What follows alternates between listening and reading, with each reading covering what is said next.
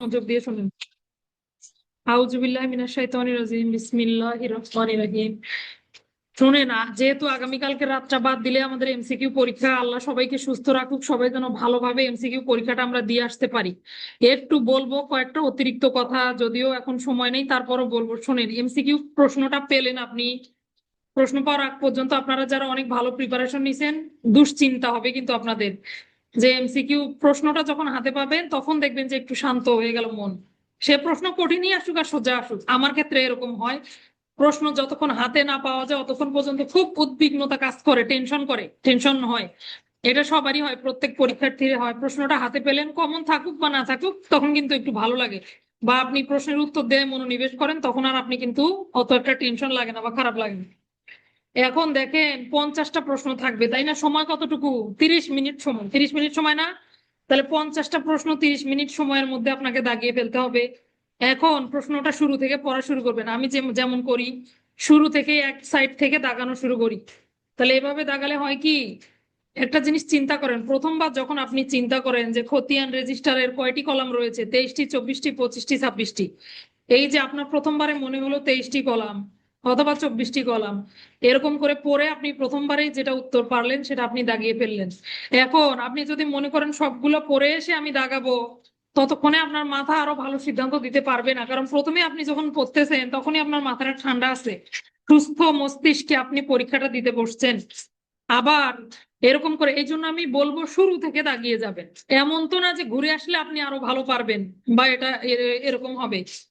আর কারো কাছ থেকে হেল্প নেওয়ারও সুযোগ নাই, আমরা পড়ছি মানে আমরা ভালো করবো এমসিকিউ ইনশাল্লাহ।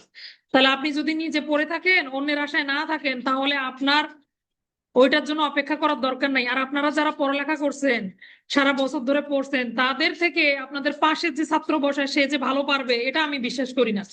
যারা এত কষ্ট করছেন, এত পরিশ্রম করছেন সারা বছর ধরে, তারা যদি ভেবে থাকেন যে আমার পাশে যে বসছে সে আমাকে ঠিক বলে দিবে, বা প্রত্যেকজন আপনার কম্পিটিটর, যে আপনার পাশে বসছে সেও আপনার সমান র্যাঙ্কের, সেও একই পদোন্নতি পরীক্ষা দিচ্ছে, আপনিও একই পদোন্নতি পরীক্ষা দিচ্ছেন, তাহলে আপনি কেন তার কাছে হেল্প নিবেন বা তাকে কেন হেল্প করবেন? নিজের পরীক্ষা নিজে দিবেন, অন্যদিকে দেখার কোনো সময় নেই। ঠান্ডা মস্তিষ্কে সুস্থভাবে ধীর স্থির ভাবে আগে নাম রোল এগুলো পূরণ করবেন, তারপরে পরীক্ষাগুলো দেওয়া শুরু করবেন। আমি যে পরীক্ষা দিলাম গতবার, এতটুকু চিকন একটা শীটের মধ্যে কিন্তু উত্তরগুলো দাগাতে হয়েছে। যারা যারা গতবার পরীক্ষা দিয়েছেন জানেন, এতটুকু ছোট্ট গোল বৃত্ত, কাজেই ওটা সাবধানে পূরণ করবেন। ছোট ছোট তো, ওই মার্কশিটটা কিন্তু অনেক ছোট করছে আকারে, এবার কি করবে আমি জানি না। তো এভাবে শুরু থেকে দাগানো শুরু করবেন। আর দ্বিতীয়বার ঘুরে এসে ফাঁকা পূরণ করবেন, এরকম করে ফাঁকা রাখবেন না। ফাঁকা রাখলে কি হবে আমি বলি, আপনি 2 নাম্বারটা ফাঁকা দিলেন, মনে করেন যে 2 নাম্বারটা বাদ দিলাম, তাহলে আমি একটু লেখার পরে এসে 2 নাম্বারটা পূরণ করব। তখন এই 2 নাম্বারটা ফাঁকা থাকার কারণে আপনি প্রশ্ন দেখবেন 3, বৃত্ত ভরাট করে ফেলবেন 2, তখন আরো মাথা নষ্ট হয়ে যাবে, কারণ একখানে প্রশ্ন আরেকখানে উত্তরপত্র, তাই না? এমন তো না যে প্রশ্নের গায়ে আপনি দাগ দিতে পাচ্ছেন, প্রশ্ন আলাদা, আপনার ওএমআর শিটের উত্তরপত্র ক খ গ অপশন আলাদা। এইখানে আপনাকে প্রশ্নের নম্বরের সাথে ওএমআর শিটের নম্বর মিলিয়ে কিন্তু প্রশ্নের উত্তরটা দিতে হবে। এটা যদি কেউ ভুল করেন তাহলে কিন্তু পরে কান্না করেও শেষ, মানে ইয়া করতে পারবেন না, এটা কি আর সংশোধনযোগ্য বলেন? আবার আরেকটা বিষয়, যেমন মনে করেন কোড, আপনি প্রশ্নের কোড আছে ক, খ, গ, ঘ এরকম আসছে, বা 1 2 3 4, আপনি যদি কোডটা মিশাতে ভুল করেন তাহলেও কিন্তু আপনার ওএমআর শিটে উত্তরগুলো মিলবে না। এই জন্য এই বিষয়গুলো খুব সুন্দর করে সতর্কতার সাথে দেখে, নাম, বিপি নাম্বার এগুলো ভুল করবেন না, এগুলো সুন্দর করে দেখে লিখতে শুরু করবেন। আর একদম শুরু থেকেই দাগাতে শুরু করবেন, ইনশাল্লাহ 30 মিনিটের মধ্যে আপনার পরীক্ষা। পরীক্ষা দিয়েও আমি 7 মিনিট বসেছিলাম, আমার পরীক্ষার সময় 7 মিনিট বসেছিলাম। বিশ্বাস করবেন না, হয়তো অনেকে এসে স্যার গল্প করতেছে, আমার ব্যাচমেট মৌসুমী আমার সাথে একসাথে পরীক্ষা দিছে, ও বলে আমি সময় পাই না, তুমি বসে থাকো। তো এরকম, বুঝতে পারছেন, আল্লাহ যদি তৌফিকে কুলায় ভালো হবে, একবারই পড়ে যাবেন, যা পড়বেন ওটাই দাগাবেন, 2 একটা ফাঁকা রাখিয়েন না। তখন কি হবে, আপনার নম্বরের ক্রমিক ভুল হয়ে যাবে, প্রশ্নে দেখবেন একরকম। আর যদি আপনি মনে করেন যে না আমি পারবো, 2টা আপাতত ফাঁকা থাকুক, পরে আমি ভেবে চিন্তে দাগাবো, তাহলে অবশ্যই প্রশ্নের সাথে উত্তরের কি কি উত্তর ফাঁকা রাখলেন, কত নম্বর প্রশ্ন, এটা অবশ্যই আপনাদেরকে খেয়াল রাখতে হবে। তাহলে বুঝাইতে পারছি বিষয়টা? হ্যাঁ, এটা হলো আমার নিয়ম, বা আমি এভাবে এভাবে পরীক্ষা দিছি। তারপরেও আপনার যদি মনে হয় যে না স্যারের কথাটা তো ভালো লাগলো না, বা আমি এভাবে দেবো না, আমি যেভাবে দেই সেটাই ভালো, self help is the best help. আপনি যদি আপনার নিজেকে সাহায্য করতে পারেন, যেভাবে করবেন আপনার কাছে ভালো মনে হবে, তো আমি একটু কি করতে পারলাম, পরামর্শ দিতে পারলাম। বাদ বাকিটা ডিপেন্ডস অন ইউ, আপনি নিজের সিদ্ধান্ত নিজে নিবেন, নিজের পরীক্ষা নিজে দিবেন। বুঝাইতে পারছি? এবার চলেন আমরা পরবর্তী অংশে যাই। গত ক্লাসে আমরা 377 প্রবিধান পর্যন্ত পড়ছি। আর শোনেন, আরেকটু বলি, আপনারা প্রবেশপত্র এগুলো সব নিশ্চিত করে তারপরে রওনা হবেন, বুঝছেন? অনেক ছাত্র আছে প্রবেশপত্র নিয়ে আসে না, তাহলে কি পরীক্ষার্থী তারা বলেন? তাহলে সকল কাগজপত্র আপনার ঠিক আছে কিনা এটা নিশ্চিত করে তারপরে পরীক্ষার হলে ঢুকবেন। কলম দুইটা রাখবেন সঙ্গে, অবশ্যই দুইটা কালো বল পয়েন্ট রাখবেন, অন্য কোনো কলম দিয়ে দাগাতে যায় না, প্রশ্নে কোনো দাগ দিয়ে না, শুধু উত্তরে দাগ দিলেই হবে। ঠিক আছে, আচ্ছা, এগুলো আপনারা জানেন, তারপরও মনে করিয়ে দিলাম। 377 পড়ছিলাম আমরা, জেনারেল ডায়েরি এই পর্যন্ত। এমসিকিউ কি কি হতে পারে এগুলো আলোচনা করছি। এবার আসেন দণ্ডপ্রাপ্তি। 378 বিধি দণ্ডপ্রাপ্ত বা ফেরারি আসামি রেজিস্টার, এই রেজিস্টারকে কয় ভাগে বিভক্ত করা হয়েছে? দণ্ডপ্রাপ্ত আসামিদের রেজিস্টারকে কয় ভাগে বিভক্ত করা হয়েছে? মেসেজ দেন, আপনাদের মনে কথা বলার অপশন বন্ধ করে দিছি। তাহলে দণ্ডপ্রাপ্ত বা ফেরারি আসামি রেজিস্টার দুই ভাগে বিভক্ত। দুই ভাগে বিভক্ত, একটা হলো প্রথম খণ্ড, দ্বিতীয় খণ্ড। কয়টা খণ্ড? দুইটা খণ্ড।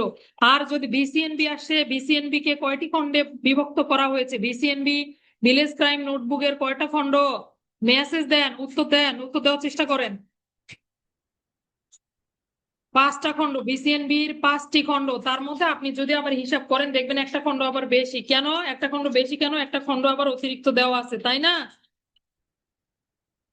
আমরা যদি 1 2 3 করে এভাবে গণনা গণনা করি তাহলে কিন্তু আমরা 6টা খণ্ড দেখতে পাই, কিন্তু মূলত এমসিকিউ আসলে আমরা কতটা লিখবো? বিসিএনবির 5টি খণ্ড। ওই যে 4-এর যে ক আছে, চতুর্থ ক খণ্ড, এটা আর কি হিসাবের মধ্যে আমরা ধরি না। তাহলে লিখবো এভাবে: প্রথম খণ্ড, দ্বিতীয় খণ্ড, তৃতীয় খণ্ড, চতুর্থ খণ্ড, পঞ্চম খণ্ড। 5টা খণ্ড এমসিকিউ দাগাবো। আর যদি লিখিত পরীক্ষার ক্ষেত্রে আসে তাহলে 5টি খণ্ডে বিভক্ত, তার মধ্যে আবার ওই চতুর্থ ক এই অংশটা আবার দিবেন, তদন্ত নোটশিট, এটা কিন্তু দিতে হবে। ঠিক আছে? তাহলে এই গেল বিসিএনবি, আর এদিকে গেল দণ্ডপ্রাপ্ত বা ফেরারি আসামির রেজিস্টার। এটার ভেতরেই কিন্তু আছে কি, এস ড্রাইভ কাকে বলে বা সিমুলটেনিয়াস ড্রাইভ কাকে বলে, অর্থাৎ যুগপৎ অভিযান। যুগপৎ অভিযান কতবার করা যায় সর্বোচ্চ? যুগপৎ অভিযান কতবার করা যায় সর্বোচ্চ? 3বার যুগপৎ অভিযান করা যায়। একই সময়ে একই অপরাধীকে গ্রেপ্তারের লক্ষ্যে একাধিক থানা এলাকায় যে অভিযান কার্যক্রম পরিচালনা করা হয় তাকে বলা হয় যুগপৎ অভিযান। এরপর আসেন সম্পত্তি রেজিস্টার। সম্পত্তি রেজিস্টার কত নম্বর বিপি ফর্ম বলতে পারবো নাকি আমরা? বিপি ফর্মটা যদিও আমার কাছে কম গুরুত্বপূর্ণ লাগে। সম্পত্তি রেজিস্টার কত প্রবিধান? সম্পত্তি রেজিস্টার প্রবিধান 379 বিধি। হইল না জরিনা? সম্পত্তি রেজিস্টার প্রবিধান 379 বিধি। প্রত্যেক বছর শেষে নিষ্পত্তি হয়নি এমন সম্পত্তিগুলো কি কালিতে ওঠে? সম্পত্তি রেজিস্টারে কি কালিতে তুলতে হয়? কালো কালিতে তুলতে হয়। এরপরে আসেন, দুঃখিত, লাল কালি দিয়ে। আগের বছরের রেজিস্টারে লাল কালি দিয়ে আগের বছরের যে ওঠে, নতুন সম্পত্তি যেগুলো এন্ট্রি হয় সেগুলো কালো কালি দ্বারা লিপিবদ্ধ করতে হয়, হ্যাঁ লাল। এরপর আসেন খতিয়ান রেজিস্টারের কয়টি অংশ? খতিয়ান রেজিস্টারের কলাম কয়টি? কলাম 23টি কলাম, এটা আমরা সবাই জানি, 23টি কলাম। এবার আসেন পশু চুরির বিষয়টি কত নম্বর কলামে থাকে? পশু চুরির বিষয়টি কত নম্বর কলামে থাকে? 3 নম্বর কলামে থাকে। পশু চুরি কি দিয়ে লিখতে হয়? 11টি। এটা তো ক্রিমিনাল ইন্টেলিজেন্স গেজেটের অংশ, 11টি। হায় হায়। তাহলে পশু চুরি কি দিয়ে লিখতে হয়? সিটি অক্ষর দিয়ে লিখতে হয়। কত নম্বর কলামে থাকবে? 3 নম্বর কলামে থাকবে। গুরুত্বপূর্ণ প্রশ্ন, ঠিক আছে? এরপরে আসেন, কোন তদন্তকারী কর্মকর্তা অর্থাৎ থানার ভারপ্রাপ্ত কর্মকর্তা, তিনি তদন্ত করবেন কি করবেন না? কোন মামলাগুলো তদন্ত করবেন বা আমলযোগ্য সন্দেহের ক্ষেত্রে 157 ধারার পদ্ধতি অবলম্বন করবেন? কত নম্বর কলামে আছে? মামলা তদন্ত প্রত্যাখ্যান করবেন প্রবিধান 257, 157 সিআরপিসি। বাট খতিয়ানের কত নম্বর কলামে এটা এন্ট্রি দিতে হয় জানি নাকি আমরা? 6 নম্বর কলামে, খতিয়ানের 6 নম্বর কলামে। এরপরে আসেন, চার্জশিট যদি দেন, কাদের কাদের নামে চার্জশিট দিলেন কোথায় থাকবে? 9 এবং 10 নম্বর কলামে। একটাতে চার্জশিট দিলে লিখতে হবে কতজনের নামে দিলেন, 10 নম্বর কলামে, 9 10। এবার আসেন, আসামিকে যদি এফএম প্রাপ্তির পর, এফএম প্রাপ্তির পর কত নম্বর কলামে এটা লিপিবদ্ধ করতে হয়?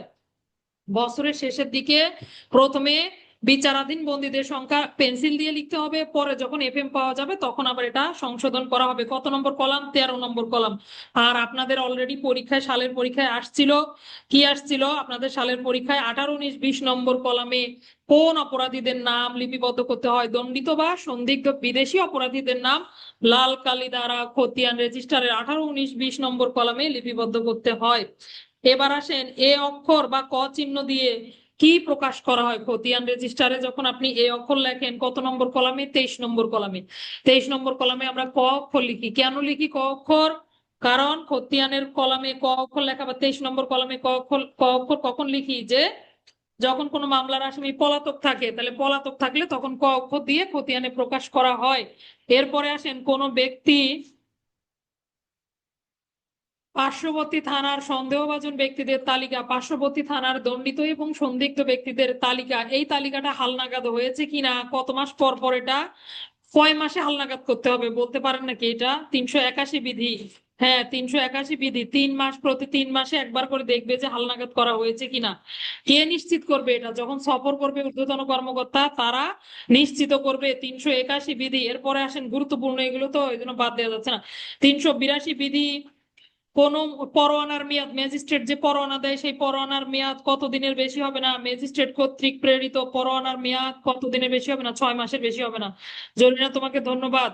তাহলে ম্যাজিস্ট্রেট কর্তৃক পরোয়ানার মেয়াদ 6 মাসের বেশি হবে না। এমনিতে কিন্তু পরোয়ানার কি নাই, যতক্ষণ না তামিল হয়, যতক্ষণ না কার্যকর করা হয়, ততক্ষণ পর্যন্ত বলবৎ থাকে। কিন্তু পরোয়ানারও একটা মেয়াদ থাকবে। ম্যাজিস্ট্রেট কর্তৃক প্রেরিত পরোয়ানা 6 মাসের বেশি থাকবে না মেয়াদ। এটা কোন পরোয়ানার ক্ষেত্রে? গ্রেপ্তারি পরোয়ানা, জরিমানা আদায়ের পরোয়ানা, সকল পরোয়ানার ক্ষেত্রে প্রযোজ্য? বলো। তাহলে এটা কিন্তু জরিমানা আদায়ের পরোয়ানা, রাইট। এটা কিন্তু আবার গ্রেপ্তারি পরোয়ানার সাথে মিলিয়ে দিলে হবে না, তাই না? গ্রেপ্তারি পরোয়ানা তো অন্য বিষয়। জরিমানা আদায়ের পরোয়ানার কথাগুলো এইভাবে বলা আছে। এরপরে আমরা যাব অস্ত্র আইনের অধীনে অব্যাহতি বা লাইসেন্স গ্রহণকারী ব্যক্তিদের তালিকা কোথায় সংরক্ষণ করতে হবে? অস্ত্র আইনের বিধান থেকে অব্যাহতি প্রদান করা হয়েছে এই ধরনের ব্যক্তিদের তালিকা কোথায় থাকবে? কোথায় থাকবে এই ধরনের তালিকা? কি করবেন? তালিকা সংশোধন বা সংযোজন করা হলে থানার ভারপ্রাপ্ত কর্মকর্তা জেলা ম্যাজিস্ট্রেটকে সংশ্লিষ্ট বিষয়টি অবগত করবেন। ভিডিওতে আসার আপনাদের কি দরকার আমি তো বুঝি না, এমনি সময় ডাকলেও তো ভিডিওতে আসেন না। আচ্ছা, তাহলে থানার ভারপ্রাপ্ত কর্মকর্তা কি করবেন? এটা নবায়ন করবেন। কোথায় সংরক্ষণ হবেন ওইভাবে কিন্তু কিছু বলা নাই, শুধু থানার ভারপ্রাপ্ত কর্মকর্তা এটা কি করবেন? নবায়ন করবেন। এবং সেটি কাকে পাঠাবেন? যেহেতু ওসির কথা বলা আছে, তাহলে থানাতেই সংরক্ষণ করতে হবে। এরপরে আসেন সংযোজন বা পরিবর্তন যদি হয় তাহলে কাকে জানাতে হবে? জেলা ম্যাজিস্ট্রেটকে বিষয়টি অবগত করতে হবে। আচ্ছা, কোন ব্যক্তির নাম এখান থেকে বাদ দিতে হবে বলতে পারি নাকি আমরা? কোন ব্যক্তি, কোন কোন ব্যক্তির নাম, এই যে অস্ত্রের যে তালিকা তৈরি করবেন, ওসি আপনার থানা এলাকার মধ্যে কতগুলো লোক লাইসেন্স নিল, কাদের কাদের অস্ত্র আছে, কতজন ব্যক্তির নাম, কাদের কাদের নাম এখান থেকে করবে, কর্তন করবে। যদি কোনো অস্ত্রের লাইসেন্স আছে এমন ব্যক্তির মৃত্যু ঘটে, রাইট, তাহলে লাইসেন্স প্রাপ্ত ব্যক্তিদের যদি মৃত্যু ঘটে তাহলে সেই ব্যক্তিদের নাম কিন্তু এখান থেকে কর্তন হবে। আর এই 384 বিধিটার সঙ্গে কত ধারার মিল আছে? আপনারা যে অস্ত্র আইন পড়েন না, অস্ত্র আইনের 15 ধারার অধীনে নোটিশ প্রাপ্ত হলে, অস্ত্রের লাইসেন্স মেয়াদ উত্তীর্ণ হলে, লাইসেন্স না থাকলে বা বাতিল হলে, আবার যে কোনো কারণে অস্ত্র রাখা রাখা বেআইনি হলে কি করি আমরা? 16 ধারা মোতাবেক ডিলারের নিকটে জমা দেই। দেখেন, সুনির্দিষ্ট সময় আছে, ওখানে সময় নাই, এখানে সময় আছে। প্রবিধান 384 বিধিতে 14 দিনের মধ্যে জমা দিতে হবে। কত দিনের মধ্যে? মুক্তা তোমাকে ধন্যবাদ। 14 দিনের মধ্যে এই অস্ত্রগুলো জমা দিতে হবে। আবার একই কথা যদি মাদক দ্রব্য নিয়ন্ত্রণ আইন অনুযায়ী আসে, যে কোনো ব্যক্তি, রাইট, মাদক দ্রব্য নিয়ন্ত্রণ আইন অনুযায়ী 15 দিনের মধ্যে এই অস্ত্র জমা দিতে হবে। তাহলে পার্থক্য আছে কিনা? আচ্ছা, এরপরে আসি রাজসাক্ষীর তালিকা কোথায় কোথায় সংরক্ষণ করা হবে? এটার কিন্তু দুইটা উত্তর, একটা হলো পুলিশ সুপারের অফিসে, একটা হলো থানার ভারপ্রাপ্ত কর্মকর্তার নিকটে। তাহলে থানার ভারপ্রাপ্ত কর্মকর্তা কি করবেন? তার এখতিয়ারাধীন এলাকায়, অর্থাৎ ওসির যে এলাকাটুকু, সেই এলাকার মধ্যে রাজসাক্ষীর যে তালিকা, কতজন কতজন রাজসাক্ষী হলে কি অবস্থা, তাদের এটা সংরক্ষণ করবেন থানার ভারপ্রাপ্ত কর্মকর্তা। আর থানার ভারপ্রাপ্ত কর্মকর্তারা সবাই যখন প্রেরণ করবে তালিকা, এই তালিকাটা অর্থাৎ পুরো জেলার তালিকাটা পুলিশ সুপার স্যার সংরক্ষণ করবেন। আচ্ছা, কতদিন পর পর তদন্ত অনুষ্ঠান হবে? রাজশাহীদের জীবনযাপন সম্পর্কে কতদিন পর পর তদন্ত করতে হবে? তাহলে 3 মাসে কমপক্ষে একবার করে তদন্ত করতে হবে। আমরা কত জায়গায় পেলাম 3 মাসে একবার? এরপরে আসেন ইনকোয়ারি স্লিপ 389, ইনকোয়ারি স্লিপ, তাই না? ইনকোয়ারি স্লিপ কাকে বলে আমরা জানি নাকি? ইনকোয়ারি স্লিপ কাকে বলে? কোন ফৌজদারি মামলার পলাতক আসামিকে গ্রেফতারের জন্য, 389 তো বললাম ইনকোয়ারি স্লিপ। তাহলে ফৌজদারি মামলার পলাতক আসামিকে গ্রেফতারের জন্য হতে পারে, কোনো ব্যক্তির নাম ঠিকানা এগুলো যাচাই করার জন্য হতে পারে। তখন কি করা হবে? কোন থানার ভারপ্রাপ্ত কর্মকর্তা ওই সংশ্লিষ্ট ব্যক্তিকে গ্রেফতারের প্রয়োজনে তদন্তকারী কর্মকর্তাও পারবেন, আর কি করতে পারবেন? ওসিও পারবেন। তাহলে বিপি ফর্ম নাম্বার 76-77 মোতাবেক কোনো ব্যক্তির গ্রেপ্তারের জন্য অথবা তার সম্পর্কে জানার জন্য যেখানে বসবাস করেন বা যেখানে তার স্থায়ী ঠিকানা, বর্তমান ঠিকানা বরাবরও দিতে পারেন, যেখানে তিনি বসবাস করেন স্থায়ী অস্থায়ী ভাবে, সেই থানার ভারপ্রাপ্ত কর্মকর্তা বরাবর যে চিঠি প্রেরণ করে বা যে কি বলতে পারি আমরা, যে স্লিপটা প্রেরণ করে তাকে বলা হয় ইনকোয়ারি স্লিপ বা অনুসন্ধান স্লিপ বা তদন্ত স্লিপ, অনেকগুলো নাম কিন্তু, ঠিক আছে। আপনারা লিখবেন যে চিঠি বা যে পত্র প্রেরণ করেন, পত্র এটাই সবচেয়ে সুন্দর ভাষা, যে পত্র প্রেরণ করেন তাকে বলে ইনকোয়ারি স্লিপ। কত? প্রবিধান 76, প্রবিধান 389, বিপি ফর্ম কি কি থাকলো? 76, 77, দুইটা বিপি ফর্ম আছে। এরপরে আসেন অপরাধ মানচিত্র। গত ক্লাসে বলছিলাম 273-এর সঙ্গে 390 গোলমাল করা যাবে না। 273 হলো কেস ম্যাপ বা খসড়া মানচিত্র, 390 কি অপরাধ মানচিত্র বা ক্রাইম ম্যাপ বলে, তাই না? অপরাধ মানচিত্র বা ক্রাইম ম্যাপ। তাহলে কত ইঞ্চি সমান কত মাইল, 1 ইঞ্চি সমান 1 মাইল নির্দেশ করবে। কত বছরের জন্য সংরক্ষণ করা হয়? 5 বছরের জন্য সংরক্ষণ করা হয়। এরপরে আসেন শিদেল চুরি কি অক্ষর দ্বারা প্রকাশিত হয়? শিদেল চুরি, শিদেল চুরি বি দিয়ে, হ্যাঁ, বার্গলারি এরকম উচ্চারণ, ঠিক আছে। অন্যরকম উচ্চারণ করতে পারেন, ইংরেজির বহু ধরনের উচ্চারণ আছে, ব্রিটিশ আছে, আমেরিকান আছে, তাই না? তাহলে যেভাবে উচ্চারণ করতে সুবিধা হয়, না হলে গুগলকে জিজ্ঞাসা করে নেবেন, পছন্দনীয় উচ্চারণ শিখাই দিবে। আমি এভাবেই শিখছি আর কি, বার্গলারি। এরপর আসেন তাহলে শিদেল চুরি বি দ্বারা, আর ডাকাতি ডি দ্বারা, আর চুরি হলো থেফট টি দ্বারা। এগুলো অপরাধ মানচিত্রে প্রকাশ করা হয়। আরো সংখ্যাও ব্যবহার করা হয়, D22 বা 45 এভাবে। অর্থাৎ কি বোঝায়? এপ্রিল মাসের ডাকাতি মামলা নম্বর 2 বা ফেব্রুয়ারি মাসের ডাকাতি 22 হলে ফেব্রুয়ারি মাসের ডাকাতি মামলা নম্বর 2, এভাবে। যে ব্যক্তিকে নজরাধীন রাখা হয়েছে সেই ব্যক্তিকে অপরাধ মানচিত্রে কি দ্বারা প্রকাশ করা হয়? যে ব্যক্তিকে নজরাধীন রাখা হয়েছে অপরাধ মানচিত্রে সেই ব্যক্তিকে কি চিহ্ন দ্বারা প্রকাশ করা হয়? যে জায়গায় বসবাস করে উনি, হ্যাঁ, তাহলে লাল ক্রস চিহ্ন দ্বারা, ক্রসও বলতে পারি এক্সও বলতে পারি, আসলে এখানে ক্রসেই লেখা আছে, ঠিক আছে। তাহলে লাল ক্রস চিহ্ন দ্বারা এভাবে করে ওইখানে অপরাধ মানচিত্রের উপরে দাগ দিতে হয়। এরপরে আসেন থানার মানচিত্র। 390 এর ভেতরেই কিন্তু আরো একটা মানচিত্র, তাই না? থানার মানচিত্র। তাহলে থানার মানচিত্রটা আবার কেমন হবে? থানার মানচিত্রের মধ্যে কোথায় মদের দোকান, কোথায় ফেরিঘাট, কোন জায়গায় ইউনিয়ন পরিষদ, এই সীমানাগুলো চিহ্নিত করে রং দিয়ে অঙ্কন করতে হবে। কি দ্বারা? রং দ্বারা। স্কেচ ম্যাপ তৈরি করা হয় কিসের সাহায্যে? স্কেলের সাহায্যে। আর যদি বলে অপরাধ মানচিত্র কিসের সাহায্যে প্রস্তুত করা হয়, তাহলে আমরা লিখবো অপরাধ মানচিত্র প্রস্তুত করা হয় না, বরং ভূমি রেকর্ড এবং জরিপ বিভাগ 1 ইঞ্চি সমান 1 মাইল নির্দেশক করে ম্যাপগুলো সাপ্লাই করে, তাই না? এভাবে লিখবো আমরা। তাহলে ভূমি রেকর্ড এবং জরিপ বিভাগের মহাপরিচালক কর্তৃক এই অপরাধ মানচিত্রগুলো প্রেরণ করা হয়। আর স্কেচ ম্যাপ তৈরি করেন তদন্তকারী কর্মকর্তা ঘটনাস্থলে উপস্থিত হয়ে। আর এই থানার মানচিত্র কিন্তু রং দিয়ে অঙ্কন করতে হয়। এরপরে বিসিএমবি তো একটু পড়লাম আমরা, এরপরে যাই, চলেন সবচেয়ে গুরুত্বপূর্ণ প্রবিধান এদিকে। History sheet. হিস্ট্রি শিট কাকে বলে? কোন কোন অপরাধীদের নামের তালিকা হিস্ট্রি শিটে লিপিবদ্ধ করতে হয়? তাহলে কত প্রবিধান এটা? 400 প্রবিধান হিস্ট্রি শিট। দুঃখিত, 401 প্রবিধান। তাহলে 400-তে হচ্ছে গ্রামের ইতিবৃত্ত, তাই না? 401-এ হলো শুধু ইতিবৃত্ত পত্র বা হিস্ট্রি শিট বলতে পারি। তাহলে এখানে অনেকগুলো এমসিকিউ আছে, আবার কি লিখিত পরীক্ষার জন্য কিন্তু হিস্ট্রি শিটটা গুরুত্বপূর্ণ। তাহলে কোন কোন ব্যক্তিদের বিরুদ্ধে হিস্ট্রি শিট খোলা হয়? যারা অভ্যাসগত অপরাধী, বিভিন্ন অপরাধের দরুন দণ্ডপ্রাপ্ত অথবা তাদেরকে সাহায্যকারী, এরকম ব্যক্তিদের ইতিহাস কি করা হয়? হিস্ট্রি শিটে লিপিবদ্ধ করা হয়। কে হিস্ট্রি শিট খোলার নির্দেশ প্রদান করেন? পুলিশের কোন পদমর্যাদার কর্মকর্তা হিস্ট্রি শিট খোলার নির্দেশ? হইল না কি রে? সার্কেল পুলিশ, সহকারী পুলিশ সুপার। তুমি এসপি দিয়ে কি বোঝাইছো? এসপি স্যার না, তাহলে এএসপি হবে। আসলে হবে কি এএসপি, অর্থাৎ সার্কেল সহকারী police super sir history sheet খোলার নির্দেশ প্রদান করতে পারেন। এসপি স্যার হিস্ট্রি শিট কি করবেন? অনুমোদন করবেন। তাহলে খোলার নির্দেশ যদি আসে এসপি সার্কেল, আর যদি অনুমোদন করেন কে আসে, তাহলে লিখবো কি পুলিশ সুপার স্যার। আর হিস্ট্রি শিট, ঠিক আছে ঠিক আছে, আপনাদেরটাই রাইট। হিস্ট্রি শিট ভুক্ত কোনো ব্যক্তি কোনো এলাকায় কত মাসের বেশি অবস্থান করলে সেই থানার ওসি বরাবর হিস্ট্রি শিট কি করা হয়? প্রেরণ করা হয়। আপনার বাস্তব জ্ঞানের সঙ্গে বইয়ের অনেক জায়গা মিলবে না, এগুলো আপনারা চিন্তাও করিয়েন না যে আপনারা যা পড়তেছেন হুবহু তাই প্রতিপালিত হবে বা তাই হয়ে থাকে। অনেক সময় আমাদের বিভিন্ন ধরনের জটিলতার দরুন এগুলো হয় না। ধরেন একটা কাজ সার্কেল সহকারী পুলিশ সুপারেরই করার কথা, কিন্তু এখন ওই দায়িত্ব কে পালন করতেছে? ইন্সপেক্টর পালন করতেছে, হয় না এরকম? অনেক আগের কথা যদি চিন্তা করেন, সাব ইন্সপেক্টর স্যাররা থানার ওসি ছিল, ছিল না কোনো এক কালে? তো তাহলে এগুলো এইভাবে বললে হবে না। পরিস্থিতির উপরে বিবেচনা করে এরকম সিদ্ধান্ত হয়। এসপি স্যার খুলতে বলবে নাকি সার্কেল সহকারী পুলিশ সুপার? ওসি স্যার খোলে না, আমরা পিআরবিতে যা আছে তাই করবো। তাহলে এসপি সার্কেল স্যার তিনি হিস্ট্রি শিট খোলার নির্দেশ দান করেন, পুলিশ সুপার স্যার হিস্ট্রি শিটের অনুমোদন করেন।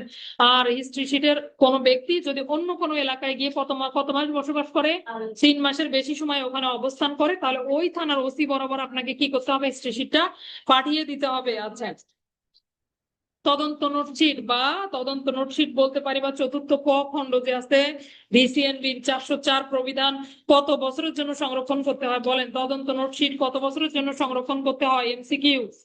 তদন্ত নোটশিট কত বছরের জন্য সংরক্ষণ করতে হয়? 3 বছরের জন্য সংরক্ষণ করতে হয়। 3 বছর। কত বিধি? 404 বিধি 3 বছরের জন্য সংরক্ষণ করতে হয়।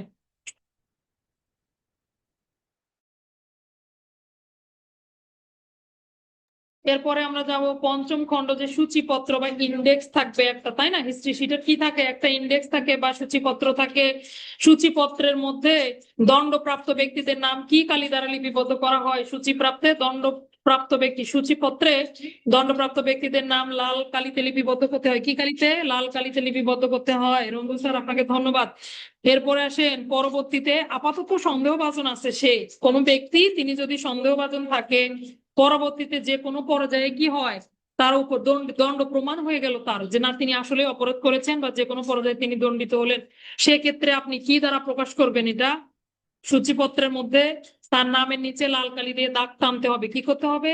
কোনো একজন ব্যক্তি সন্দেহভাজন, এখনো দণ্ডিত হয়নি, কিন্তু তার নাম আপনার সূচিপত্রে আছে, পরবর্তীতে সে দণ্ড পেল, তখন আপনার তার নামের নিচে লাল কালি দ্বারা দাগ টানতে হবে। আচ্ছা, এরপরে আসেন PR, police registered police officer যাদের যাদের কি করে ফিঙ্গারপ্রিন্ট গ্রহণ করা হয়েছে, এফপি নেওয়া হয়েছে, লাল কালি দ্বারা বিসিএনবি তে লিখে রাখে কিন্তু যে এফপি, অর্থাৎ তাদের কি করা হয়েছে? ফিঙ্গারপ্রিন্ট গ্রহণ করা হয়েছে। এই যে আঙ্গুলের ছাপ গ্রহণ করে তাদেরকে কি করে? তালিকাভুক্ত করে। এটাকেই বলা হয় পিআর করা বা পুলিশ রেজিস্টার্ড করা। ঠিক আছে, পিআর করা। পিআর বন্দি আমরা পাই না, পরে পিআর স্লিপে হলো বন্দির মুক্তির নোটিশ। তাহলে পিআর বলতে পুলিশের রেজিস্টার ভুক্ত কোনো আসামি, যখন কোনো আসামির কি করা হয়? ফিঙ্গারপ্রিন্ট গ্রহণ করা হয়। বিসিএনবি তে এই ধরনের ব্যক্তিদের নামের পাশে লাল কালি দ্বারা আবার এফপি লিপিবদ্ধ করা হয়, মানে এফপি নেওয়া হয়েছে, মানে ফিঙ্গারপ্রিন্ট নেওয়া হয়েছে। এবং তাদেরকে দণ্ড তালিকায় লিপিবদ্ধ করতে হবে তাদের নাম, এবং কোর্ট অফিসার থানার অন্যান্য অফিসারদেরকে অবগত করবেন। এইভাবে আর কি পিআর করা হয় বা পুলিশ রেজিস্টার্ড করা হয় কোনো অপরাধীকে। ঠিক আছে, পুলিশ সুপার স্যার এই ধরনের ব্যক্তি সম্পর্কে থানায় তথ্য পাঠাবেন। আমরা পরে দেখবো যে ব্যক্তিরা আসলে পায়, সারা পায়, যে আগামী সপ্তাহে বা আগামী 15 দিনের মধ্যে তারা সারা পেতে যাচ্ছে। এই ধরনের ব্যক্তিদের সংবাদ আগেই থানার ভারপ্রাপ্ত কর্মকর্তাকে দেওয়া হয়। কেন? যাতে তারা দণ্ড ভোগের পর গিয়ে ঠিক ঠিকানায় পৌঁছেছে কিনা, নাকি অন্য কোনো এলাকায় গেল, তাতে কি হয়? অপরাধ প্রবণতা বেড়ে যায়। এই জন্য আগেই তাদের একটা তালিকা প্রেরণ করা হয়। আচ্ছা, এরপরে বলেন, কোনো ব্যক্তি যদি কোনো গ্রামে কত বছর পর্যন্ত পরিবার সহ বসবাস করেন, তখন তিনি ওই গ্রামের অধিবাসী বলে গণ্য হবেন? মেসেজ দেন 5 বছর পর্যন্ত বসবাস করলে সেই গ্রামের অধিবাসী বলে গণ্য হবেন। আচ্ছা, মুক্তির স্লিপ পাওয়ার পর কত বছরের? এইবার আসেন দণ্ড রেজিস্টার থেকে। দণ্ড রেজিস্টার কোনটা? দ্বিতীয় অংশটা, অপরাধ প্রমাণ রেজিস্টার যেটা, সেটা দণ্ড রেজিস্টার। এই দণ্ড রেজিস্টার থেকে পুলিশ সুপার স্যার তার নির্দেশে কি করতে হবে? যাদের নাম অপসারণ করতে পারবেন। বয়সগুলা বলেন তো, কত বছর বয়স, কত বছর অপরাধ করে নাই এই ধরনের ব্যক্তি? তাহলে আমি কি বলছিলাম? 61, 52, 61, 52 হইল না তো নাকি? 50, 20, হ্যাঁ হয়েছে, জরিনারটা হয়েছে তার আগে। 50, 20, 61, 10, রাইট, ঠিক আছে। তাহলে 61, 52 এভাবে বলছিলাম যে 60 বছর যাদের বয়স গত 10 বছরে অপরাধ করে নাই। আর একটা বলছিলাম 50 বছর যাদের বয়স গত 20 বছর অপরাধ করে নাই। তাহলে এই ধরনের ব্যক্তিদের নাম কি করতে পারবে? দণ্ড রেজিস্টার থেকে কর্তন করে ফেলতে হবে। তাতে হবে কি, পরবর্তীতে আরো নতুন ব্যক্তির নাম এন্ট্রি করার সুযোগ থাকবে। আচ্ছা, থানার নগদ হিসাব কয় কপিতে সংরক্ষণ করা হয়? কয়টি অনুলিপিতে থানার নগদ হিসাব সংরক্ষণ করা হয় আমরা জানি নাকি? 2টি অনুলিপিতে থানার নগদ হিসাব সংরক্ষণ করা হয়। কোন নগদ হিসাব কত মাসের বেশি থানায় জমা রাখা উচিত নয়? নগদ হিসাব 2 মাসের বেশি থানায় জমা রাখা উচিত নয়। সকল চেকে, টাকা পয়সার যে চেক গুলো আছে, এই চেকে কি করবেন, কোন কর্মকর্তা স্বাক্ষর করবেন, বা থানার নগদ হিসেবে চেক গুলোতে কে সিগনেচার করেন, থানার ভারপ্রাপ্ত কর্মকর্তা স্বাক্ষর করবেন। ধন্যবাদ। সবই তো পারেন, দেখি কি জিজ্ঞাসা করব। এবার আসেন গ্যাং মামলা পরিচালনা। গ্যাং মামলা পরিচালনার ক্ষেত্রে কোন ধরনের অ্যাডভোকেট গ্যাং মামলা পরিচালনা করবেন? দায়রা আদালত বলেন, আর হচ্ছে ম্যাজিস্ট্রেট আদালত বলবেন, পাবলিক প্রসিকিউটর বা সরকারি উকিল বলতে পারি আমরা, তারা মামলা পরিচালনা করতে পারবেন। মিথ্যা মামলার ক্ষেত্রে প্রবিধান কত? 435 বিধি। মিথ্যা মামলার প্রবিধান হচ্ছে 435 বিধি। এবার আসেন, কোন পুলিশ অফিসারকে যদি সাক্ষীর কাঠগড়ায় যখন পুলিশ অফিসার থাকে, তখন যদি তাকে বক্রোক্তি করে, 436 বিধি, তাই না? এরকমই আমরা সাক্ষ্য আইনে পাই 149 ধারা, যুক্তিসঙ্গত কারণ ব্যতীত যদি প্রশ্ন করে ফেলে অ্যাডভোকেটের বিরুদ্ধে ব্যবস্থা। কিন্তু এই ব্যবস্থা কিভাবে নিবে? একজন সাক্ষী যদি পুলিশ অফিসার হয়, তাহলে এরকম প্রশ্ন যদি দেয়, লিখিত প্রশ্ন আপনাদের, যে পুলিশ অফিসার সাক্ষীর কাঠগড়ায় দাঁড়ালেন, একজন জনৈক অমুক নামের একজন কি অ্যাডভোকেট তাকে যুক্তিসঙ্গত কারণ ব্যতীত প্রশ্ন করলেন, প্রবিধান অনুযায়ী সংশ্লিষ্ট ব্যক্তি কি ব্যবস্থা গ্রহণ করতে পারবেন, সংশ্লিষ্ট পুলিশ অফিসার কি ব্যবস্থা গ্রহণ করতে পারবেন? তাহলে এই যে 436, আপনার প্রশ্নের ধারাবাহিকতা কিন্তু সাক্ষ্য আইনের দিকে, কিন্তু আপনাকে জিজ্ঞেস করলো উত্তর কোথা থেকে, প্রবিধান থেকে, তখন আপনাকে দিতে হবে প্রবিধান 436 বিধি মোতাবেক সাক্ষীর কাঠগড়ায় যদি কোনো পুলিশ অফিসার থাকে, তাকে যদি বক্রোক্তি করা হয় বা যুক্তিসঙ্গত কারণ ব্যতীত তাকে উল্টোপাল্টা প্রশ্ন করা হয়, তখন সংশ্লিষ্ট ব্যক্তির বিরুদ্ধে আইনগত বা অ্যাডভোকেটের বিরুদ্ধে আইনগত ব্যবস্থা গ্রহণের উদ্দেশ্যে কোর্ট অফিসার কে, এটা কিন্তু কোর্ট অফিসারের কাজ, তাহলে ওই সংশ্লিষ্ট পুলিশ অফিসার আবেদন করবেন এবং কোর্ট অফিসার এটা কি করবেন, ম্যাজিস্ট্রেটের নিকটে উত্থাপন করবেন কোর্ট অফিসার। তাহলে কোর্ট অফিসার ম্যাজিস্ট্রেটের নিকটে উত্থাপন করবেন, যাতে পরবর্তীতে অ্যাডভোকেটের বিরুদ্ধে ব্যবস্থা গ্রহণ করতে পারেন বা মানহানির মামলা দায়ের করা যায়। এরপর আসেন মামলার 442 পারি আমরা সিডি উপস্থাপন। 444 মামলার ব্রিফ বা সংক্ষিপ্ত সার। বুঝি না আমরা মামলার ব্রিফ কি? মামলার ব্রিফ কিন্তু ভালো নয়, অর্থাৎ তদন্তকারী কর্মকর্তা মামলা তদন্ত করার পর যখন রিপোর্ট পাঠায়, তখন হ্যাঁ, মামলার ব্রিফ হচ্ছে বিপি ফর্ম নাম্বার 41 মূলে মামলার ব্রিফ প্রস্তুত করেন কোর্ট অফিসার। ব্রিফ প্রস্তুত করে তদন্তকারী কর্মকর্তার ভুল ত্রুটি সংশোধনের একটা সুযোগ দেন। কয় কপি ব্রিফ হবে? ব্রিফ 2 কপি হবে। 1 কপি তদন্তকারী কর্মকর্তাকে এবং সার্কেল সহকারী পুলিশ সুপারের নিকটে একটা কপি পাঠাবেন। সার্কেল সহকারী এর অনুলিপি পাঠাবেন, সার্কেল সহকারী পুলিশ সুপার বা পুলিশ সুপার স্যারের নিকটে প্রেরণ করবেন। পরবর্তীতে এটা সংশোধন করে আবার প্রেরণ করতে হবে আপনাকে। এরপর আসেন এফএম। এফএম কাকে বলে? ফাইনাল মেমোরেন্ডাম বলতে পারেন, মেমো বলতে পারেন, চূড়ান্ত স্মারকলিপি। চূড়ান্ত স্মারকলিপি অর্থাৎ মামলা নিষ্পত্তি হয়ে যাওয়ার পর মামলার ফলাফল যে জানায়, সেই ফলাফলটাই জানানোটাকেই বলে এফএম বা ফাইনাল মেমো। ফাইনাল মেমো কত বিধি? 445 বিধি। তাহলে 44 মামলার ব্রিফ 444, 445 হচ্ছে এফএম বা ফাইনাল মেমো। তাহলে ফাইনাল মেমো কত কপি হয়? ফাইনাল মেমো কিন্তু 3 কপি হয়। এফএম 3 কপি হবে। 3 কপি কোথায় কোথায় যাবে একটু এগুলো দেখে নিবেন, গুরুত্বপূর্ণ এমসিকিউ, ঠিক আছে? এরপরে আসেন গৃহ তল্লাশির কাজে সাক্ষী। সাক্ষীকে কি আপনি আদালতে ডাকতে পারবেন? সাক্ষীকে আদালতে ডাকার ওইরকম কোনো নিয়ম নাই, তবে হ্যাঁ, মালামাল শনাক্তকরণের জন্য তাদেরকে আদালতে হাজির হওয়ার জন্য আদালত কি করতে পারবে, কোর্ট অফিসার সাক্ষীকে অনুরোধ জানাতে পারবে যে আপনারা মালামালগুলো শনাক্তকরণ করার জন্য আদালতে হাজির হবেন। 465 বিধি। কত বিধি? 465 বিধি। এরপরে 467 বিধির এ টু জেড পড়ে ফেলবেন, কারণ খুবই গুরুত্বপূর্ণ। স্বীকারোক্তি লিপিবদ্ধকরণ, তাই না? কি এটা? স্বীকারোক্তি লিপিবদ্ধকরণ 164, 364, 467 পড়ি আমরা। তাহলে ফৌজদারি কার্যবিধির সঙ্গে প্রবিধান 467 বিধি ব্যবহার করি। এরপরে আসেন পুলিশ অফিসার। আচ্ছা, এগুলো বাদ দিয়ে একটু বেশি বেশি গুরুত্বপূর্ণ জায়গায় যাই। পরোয়ানা যদি আপনি তামিল করতে না পারেন, পরোয়ানা যদি তামিল হয়নি, এইরকম পরোয়ানা গুলো, ভিডিও বন্ধ করেন, পরোয়ানা যেগুলো তামিল হয় নাই সেগুলো কি করতে হবে, লাল কালি দ্বারা লিখে কোন মাসে প্রেরণ করতে হবে, জেট টানতে হবে বা কোন মাসে পাঠাতে হবে। পরোয়ানা গুলো যেগুলো তামিল করা গেল না, সেগুলো এপ্রিল মাসে জের টানতে হবে। রঞ্জু স্যার আপনাকে ধন্যবাদ। এপ্রিল মাসে জের টানতে হবে। তাহলে এটা কিন্তু এমসিকিউ দিতে পারে, তাই না? কোন মাসে এই জের গুলো টানতে হয়। এরপর আসেন হুলিয়া কত কপি প্রস্তুত করতে হয়। হুলিয়া আমরা পারি, তাই না? হুলিয়া কত কপি হবে? 3 কপি হবে। হ্যাঁ, হুলিয়া 3 কপি হবে। বিচারাধীন বন্দীদের শ্রেণী বিভাগ। বিচারাধীন বন্দীকে কয় ভাগে ভাগ করা হয়েছে বলেন? বিচারাধীন বন্দীকে কয় ভাগে ভাগ করা হয়েছে? দুই শ্রেণীতে হইল না, বিচারাধীন বন্দীকে দুই শ্রেণীতে ভাগ করা হয়েছে। কি কি? ক শ্রেণী, খ শ্রেণী, দুই শ্রেণীতে ভাগ করা হয়েছে, ক শ্রেণী, খ শ্রেণী। এরপরে কোর্টে আসামিকে নিয়ে আসা নিয়ে যাওয়া এই সংক্রান্ত সকল কিছু দায় দায়িত্ব কার উপরে বর্তায় বলেন? কোর্ট অফিসারের উপরে বর্তায়। তাহলে কোর্টে হাজতে নিয়ে আসা নিয়ে যাওয়ার এগুলো দায় দায়িত্ব কিন্তু কোর্ট অফিসারের উপরে বর্তায়। কত প্রবিধান বলেন তো, কত প্রবিধানে এই কথা বলা আছে যে কোর্টের অফিসারের নিকটে এই দায়িত্ব বর্তায়? 480 প্রবিধান, 480 প্রবিধান আনা নেওয়ার দায়িত্ব।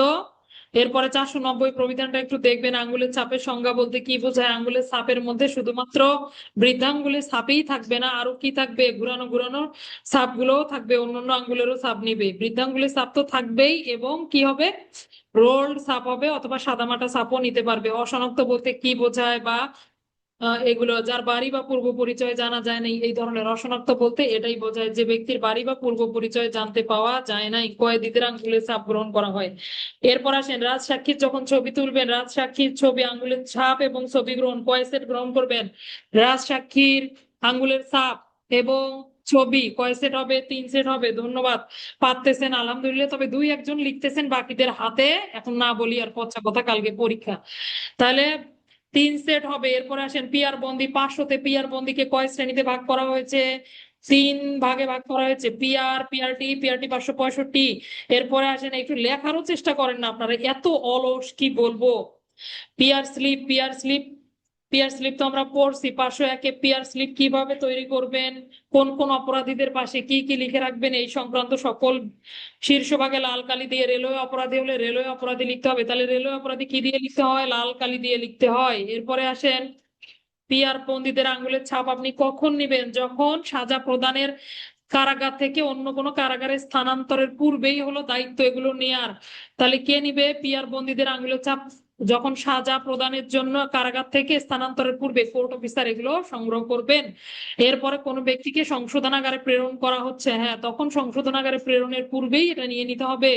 এরপর না নিয়ে নেওয়া হলেও কিন্তু ব্যবস্থা আছে, চিঠি লিখবে ওই বরাবর যে অমুকের এফপি গ্রহণ করার সুযোগ হয় নাই।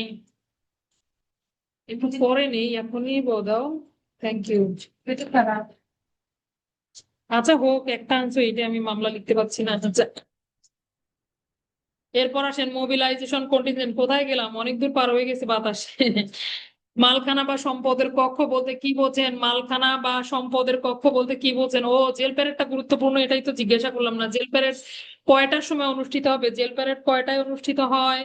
সকাল 8টায় অনুষ্ঠিত হবে জেল প্যারেড। আচ্ছা, জেল প্যারেড 8টায় অনুষ্ঠিত হয়। কে জেল প্যারেডে অংশগ্রহণ করেন না? কে জেল প্যারেডে অংশগ্রহণ করেন না কিন্তু প্রতিবেদনে নাম থাকে? মহিলারা। মহিলারা জেল প্যারেডে অংশগ্রহণ করেন না কিন্তু কি থাকে? প্রতিবেদনে আবার নাম থাকে। ঠিক আছে, জেল প্যারেড কবে অনুষ্ঠিত হয়? রবিবারে। হ্যাঁ, রবিবারে জেল প্যারেড অনুষ্ঠিত হয়। তাহলে জেল প্যারেডে কতজন পুলিশ অফিসার থাকতে পারে? কমপক্ষে অনধিক অনধিক 20 জন, 20 জনের বেশি থাকতে পারবে না। তাহলে কতজন থাকতে পারে? অনধিক 20 জন পর্যন্ত থাকতে পারে। এরপরে আসেন, মালখানা বা সম্পদের কক্ষ কত বললাম? 525 প্রবিধান লিখছেন আপনারা, ধন্যবাদ। মালখানা বা সম্পদের কক্ষ যদি আসে, শুধু ভাষাটা আমরা কালকে বলছি ক্লাসে যে একটু পাল্টায় দেবো। কক্ষ কাকে বলে আর মালখানা রেজিস্টার কাকে বলে? যে যে দলিলে লিপিবদ্ধ করা হয় বিভিন্ন ধরনের সম্পত্তির বিবরণ আসলো মালখানা, এগুলো রক্ষণাবেক্ষণের জন্য কি করা হয়? যে দলিল বা যে রেজিস্টারে এগুলো লিপিবদ্ধ করা হয়, যে নথিভুক্ত করা হয়, সেটাকে বলা হয় মালখানা রেজিস্টার। আর যে কক্ষে, সুরক্ষিত কক্ষে রাখা হয়, তাকে বলে কি? মালখানা বা সম্পদের কক্ষ। হ্যাঁ, সাব ইন্সপেক্টর একজন রক্ষণাবেক্ষণ করবেন। আচ্ছা, প্রত্যেক বছর কোন মাসে অনিষ্পন্ন সম্পত্তির তালিকা কোন কালি দিয়ে লিপিবদ্ধ করতে হয়? একটু আগেও বলছি। তাহলে প্রত্যেক বছর কোন মাসে অনিষ্পন্ন সম্পত্তির তালিকা? তাহলে জানুয়ারি মাসে। এবং কি? লাল কালি দ্বারা। লাল কালি দ্বারা কি করতে হবে? 1 জানুয়ারিতে, 1 জানুয়ারিতে লাল কালি দ্বারা এগুলো লিপিবদ্ধ করতে হবে। ওখানে কিন্তু আমরা কি পড়ছিলাম? সম্পত্তি রেজিস্টার। সামান্য একটু পার্থক্য কিন্তু আছে, ঠিক আছে? একটা হলো মালখানা রেজিস্টার, আর ওটা হলো কি? সম্পত্তি রেজিস্টার। আচ্ছা, এরপরে আসেন, কোর্টের হলো মালখানা রেজিস্টার, তাই না? এখানে সকল আলামত বলেন, বেওয়ারি সন্দিগ্ধ সম্পত্তি যা বলেন না কেন সবকিছুর এখানে এন্ট্রি থাকে। কোর্টের মালখানা রেজিস্টার, ঠিক আছে। কোর্ট অফিসার মাসে অন্তত একবার পুঙ্খানুপুঙ্খ ভাবে পরিদর্শনের জন্য এএসপির নিচে নয় এমন পুলিশ অফিসারের নিকটে এগুলো উপস্থাপন করবেন। তাহলে মাসে কয়বার করে পরিদর্শনের জন্য উপস্থাপন করবেন? অন্তত একবার। আবার মালখানায় কিরকম তালা থাকতে হবে? বিদেশি তালা থাকবে, সুরক্ষিত থাকবে, তাই না? আবার কি কি আছে, অনেকগুলো কথা ভেতরে বলা আছে তো, গুরুত্বপূর্ণ যেগুলো ছোটখাটো জিনিস সেগুলো আবার ফেরত দেওয়ার ব্যবস্থা করতে হবে ইত্যাদি। হাজত রেজিস্টার কত প্রবিধান, এমসিকিউ আসতে পারে, কত প্রবিধান মোতাবেক হাজত রেজিস্টার রক্ষণাবেক্ষণ করা হয়? 538 প্রবিধান। কত প্রবিধান? 538 প্রবিধান মোতাবেক হাজত রেজিস্টার কোর্টে রক্ষণাবেক্ষণ করা হয়। এরপরে আসেন কোর্টের নগদ হিসাব কত। কোর্টের নগদ হিসাব কত বিধি, থানার নগদ হিসাব কত পড়লাম? 409। তাহলে কোর্টের নগদ হিসাব কত? 1138 বিধি। আরো একটা বিধি আছে কোর্টের নগদ হিসাব বা ক্যাশ রেজিস্টার, 548। একটু দেখে নিয়েন, 548 প্রবিধান। এরপর আসেন ছবি কিভাবে তুলবেন। ছবি যখন কোনো ব্যক্তির ছবি তোলা হবে, অর্থাৎ আপনি কোথায় গিয়ে ছবি তুলতেছেন এগুলা। আচ্ছা, তাহলে আলাদা আলাদা আছে কিন্তু পার্থক্য আছে সবগুলো বিধি একসাথে লিখলেও। এই যে আলোকচিত্র সংস্থার দায়িত্ব, যেটা আমরা ক্রাইম সিনের ক্ষেত্রে ব্যবহার করে প্রবিধান 635 638 বিধি ব্যবহার করি, তাই না? তাহলে আলোকচিত্র সংস্থার দায়িত্ব, এগুলোর মধ্যে আবার ছবি যখন তুলবেন, অর্থাৎ আপনি যখন ক্রাইম সিন সংগ্রহ করবেন, কোনো ব্যক্তির ছবি তুললে বা যদি বন্দীদের ছবি তোলেন, সবার ছবিরই কথা বলা আছে। মাথা এবং কি থাকতে হবে? মাথা এবং কাঁধের ছবি নিতে হবে, কাঁধ, সমস্ত মুখমণ্ডল থাকতে হবে এবং প্রকৃতির ছবিও নিতে হবে। এরপরে ছবির সাইজ কি, সাইজটা কেমন হবে? কোয়ার্টার প্লেট ধাঁচের, কোয়ার্টার প্লেট ধাঁচের। কোনটা অর্ধ প্লেট কোনটা কোয়ার্টার প্লেট ভুলভাল করে ফেলেন না, ঠিক আছে? তাহলে আপনি ক্রাইম সিনে যে ছবি তুলবেন সেই ছবিটা হবে কোয়ার্টার প্লেট ধাঁচের। কি কোয়ার্টার প্লেট ধাঁচের হবে? বন্দীদের ছবি সাধারণত আপনি জেলখানার পোশাক পরা অবস্থায় তুলতে পারবেন না। কিভাবে তুলবেন? বন্ধুদের ছবি পোশাক পরা অবস্থায় তুলবেন, কিন্তু সেটা কারাগারের পোশাকে ছবি তোলা যাবে না। এরপরে আসেন অভিযুক্ত ব্যক্তিদের ছবি কিভাবে তুলবেন। পুলিশ সুপার বা তার ঊর্ধ্বতন পদমর্যাদার কর্মকর্তাদের উপস্থিতিতে বা তাদের নির্দেশের প্রেক্ষিতেই ছবি তুলতে পারবেন। মোবিলাইজেশন কন্টিনজেন্ট, মোবিলাইজেশন কন্টিনজেন্ট যে হয় বা সংযোজন বাহিনী বলতে পারি, বিশেষ যোজন বাহিনী কার নিয়ন্ত্রণাধীন থাকবে? বলেন, বিশেষ যোজন বাহিনী কার নিয়ন্ত্রণাধীন থাকবে? আইজিপি মহোদয়ের নিয়ন্ত্রণে থাকবে। কার নিয়ন্ত্রণে থাকবে? আইজিপি মহোদয়ের নিয়ন্ত্রণে থাকবে। এরপরে আসেন সেখানে কারা কারা থাকবে? বিভিন্ন পদমর্যাদার অফিসারদেরকে কি করতে হবে? সেখানে কিন্তু অন্তর্ভুক্ত করতে হবে। কে মনোনীত করেন? মোবিলাইজেশন কন্টিনজেন্টের সদস্যদেরকে কে মনোনীত করেন? পুলিশ সুপার স্যার মনোনীত করেন। নিয়ন্ত্রণ করেন কে? নিয়ন্ত্রণাধীনে থাকেন আইজিপি মহোদয় স্যার। আর এই সংযোজন বাহিনীর যে অফিসার সিলেক্ট হন তার নামের পাশে কি অক্ষর লিখতে হয়? কি অক্ষর লিখতে হয়? এম অক্ষর লিখতে হয়। আর তাদের যে বার্ষিক পরিদর্শন হয় বা বার্ষিক প্রশিক্ষণ, দুঃখিত, বাহিনীর প্রশিক্ষণ কত প্রবিধান মোতাবেক প্রশিক্ষণ হয়? 15 দিনে স্থায়ী হয়, হ্যাঁ। কত প্রবিধান? 795 বিধি। 795 বিধি মোতাবেক তাদের কি হয়? মোবিলাইজেশন কন্টিনজেন্ট হয় বা তাদের যে বার্ষিক প্রশিক্ষণ হয় সেটা। এরপরে অতিরিক্ত পুলিশ, স্পেশাল পুলিশ বাদ দেন, এগুলো পারি আমরা। এরপরে আসেন যাই আমরা, অ্যালার্ম প্যারেড কাকে বলে? অ্যালার্ম প্যারেড কাকে বলে? অস্ত্রাগারে। আর কোথায় কোথায় কোথায় কোথায় অ্যালার্ম প্যারেড অনুষ্ঠিত হয়? অস্ত্রাগারে হতে পারে, কোষাগারে হতে পারে। এছাড়াও গুরুত্বপূর্ণ জায়গায় কি হয়? অ্যালার্ম প্যারেড অনুষ্ঠিত হয়। তাহলে 695 এর 22 কত? 695 এর 22 প্রবিধান, ঠিক আছে। অ্যালার্ম প্যারেড, আকস্মিক প্যারেড, হ্যাঁ কেপিআই হতে পারে, গুরুত্বপূর্ণ স্থাপনা, এগুলো যদি কি হয়, আক্রান্ত হয়, তখন অ্যালার্ম প্যারেড হয়। বা দ্রুত ঘটনাস্থলে উপস্থিত হওয়ার জন্য যে প্যারেড অনুষ্ঠিত হয়, কুচকাওয়াজ অনুষ্ঠিত হয়, তাকে অ্যালার্ম প্যারেড বলে। এভাবে লিখতে পারবেন আপনারা। এরপর আসেন স্কট কমান্ডারের দায়িত্ব, 703 পিআরবিটা একদম প্রবিধানের ছবি তুলে দিছিলাম আপনাদেরকে দেখার জন্য, খুবই গুরুত্বপূর্ণ। 703 স্কট কমান্ডারের দায়িত্ব। এরপরে আসেন বিভিন্ন অফিসারদের নিয়োগ। এরপরে 795 অর্থাৎ মোবিলাইজেশন কন্টিনজেন্টের সম্পর্কে বলা আছে যে তা কতদিন পর্যন্ত স্থায়ী হবে প্রশিক্ষণ, কত বিধি মোতাবেক প্রশিক্ষণ। এরপরে 796 বিধিটা দেখলে একটু হবে, রাইফেল চালনার কোর্স এবং পুরস্কার। কত বছরে কে কে এই চালনার কোর্স করবে? মাস্কেট্রি অনুশীলন করি না আমরা, কে কত বছরে করবে? বিশেষ সশস্ত্র বাহিনী, সংযোজন বাহিনী, সহকারী সাব ইন্সপেক্টর, হেড কনস্টেবল, নায়ক ও কনস্টেবল প্রত্যেক বছর কত কত প্রতি বছরেই এই কোর্সে অংশগ্রহণ করবেন। কি কোর্স? রাইফেল চালনার কোর্সে অংশগ্রহণ করবেন। এরপরে আসেন নিরস্ত্র পুলিশ, অর্থাৎ নিরস্ত্র যে সাব ইন্সপেক্টররা থাকবেন, অবশিষ্ট লোকের অর্ধেক প্রত্যেক বছর কোর্সে অংশগ্রহণ করবেন, যাতে প্রতি 2 বছরে কি হয়, একবার করে এই কোর্সে অংশগ্রহণ করতে পারে। তাহলে কয় বছরে একবার? 2 বছরে একবার। কাদের জন্য? নিরস্ত্র সাব ইন্সপেক্টরদের জন্য। অবশিষ্ট লোক যে থাকবে তার অর্ধেক লোক এমন করে তারা প্রশিক্ষণ করবে যেন 2 বছরে একবার করে তাদের এই প্রশিক্ষণটা পড়ে। এরপরে নৈমিত্তিক ছুটি, এগুলো একটু দেখতে পারেন। 818 প্রবিধানে নৈমিত্তিক ছুটির কথা আলোচনা করা আছে, কে কোন ছুটিটা মঞ্জুর করতে পারে। আর রেজিস্টার যদি আসে 819, তাহলে সিএল ছুটি আসে যদি 818, সিএল ছুটি রেজিস্টার যদি আসে 819, ছুটিতে গিয়ে অতিবাস করেন যদি পুলিশ আইনের 29 দ্বারা ব্যবস্থা করা যাবে। কত? 29-এর লেখেন দেখি, 29-এর কত? আর যদি প্রবিধানে ছুটিতে অতিবাস করলে 830 বিধি মোতাবেক ব্যবস্থা। আর বরখাস্তকৃত অপসারিত কোন পুলিশ অফিসারের ছুটি মঞ্জুর করা যাবে না। কত বিধি? 833 বিধি। 29-এর 4। এত সময় লাগে রে গুনতে, জরিনা। এরপরে আসেন শাস্তি। লঘুদণ্ড গুরুদণ্ড বলতে পারি। প্রবিধানের ভাষা হলো ছোটখাটো শাস্তি, তাই না? ছোটখাটো শাস্তি, বড় শাস্তি। তাহলে কি কি ছোট বড় শাস্তিগুলা? এগুলো একদম মোটামুটি পুলিশ আইনের সাথে মিল আছে। এরপরে 857-তে গেল শাস্তি।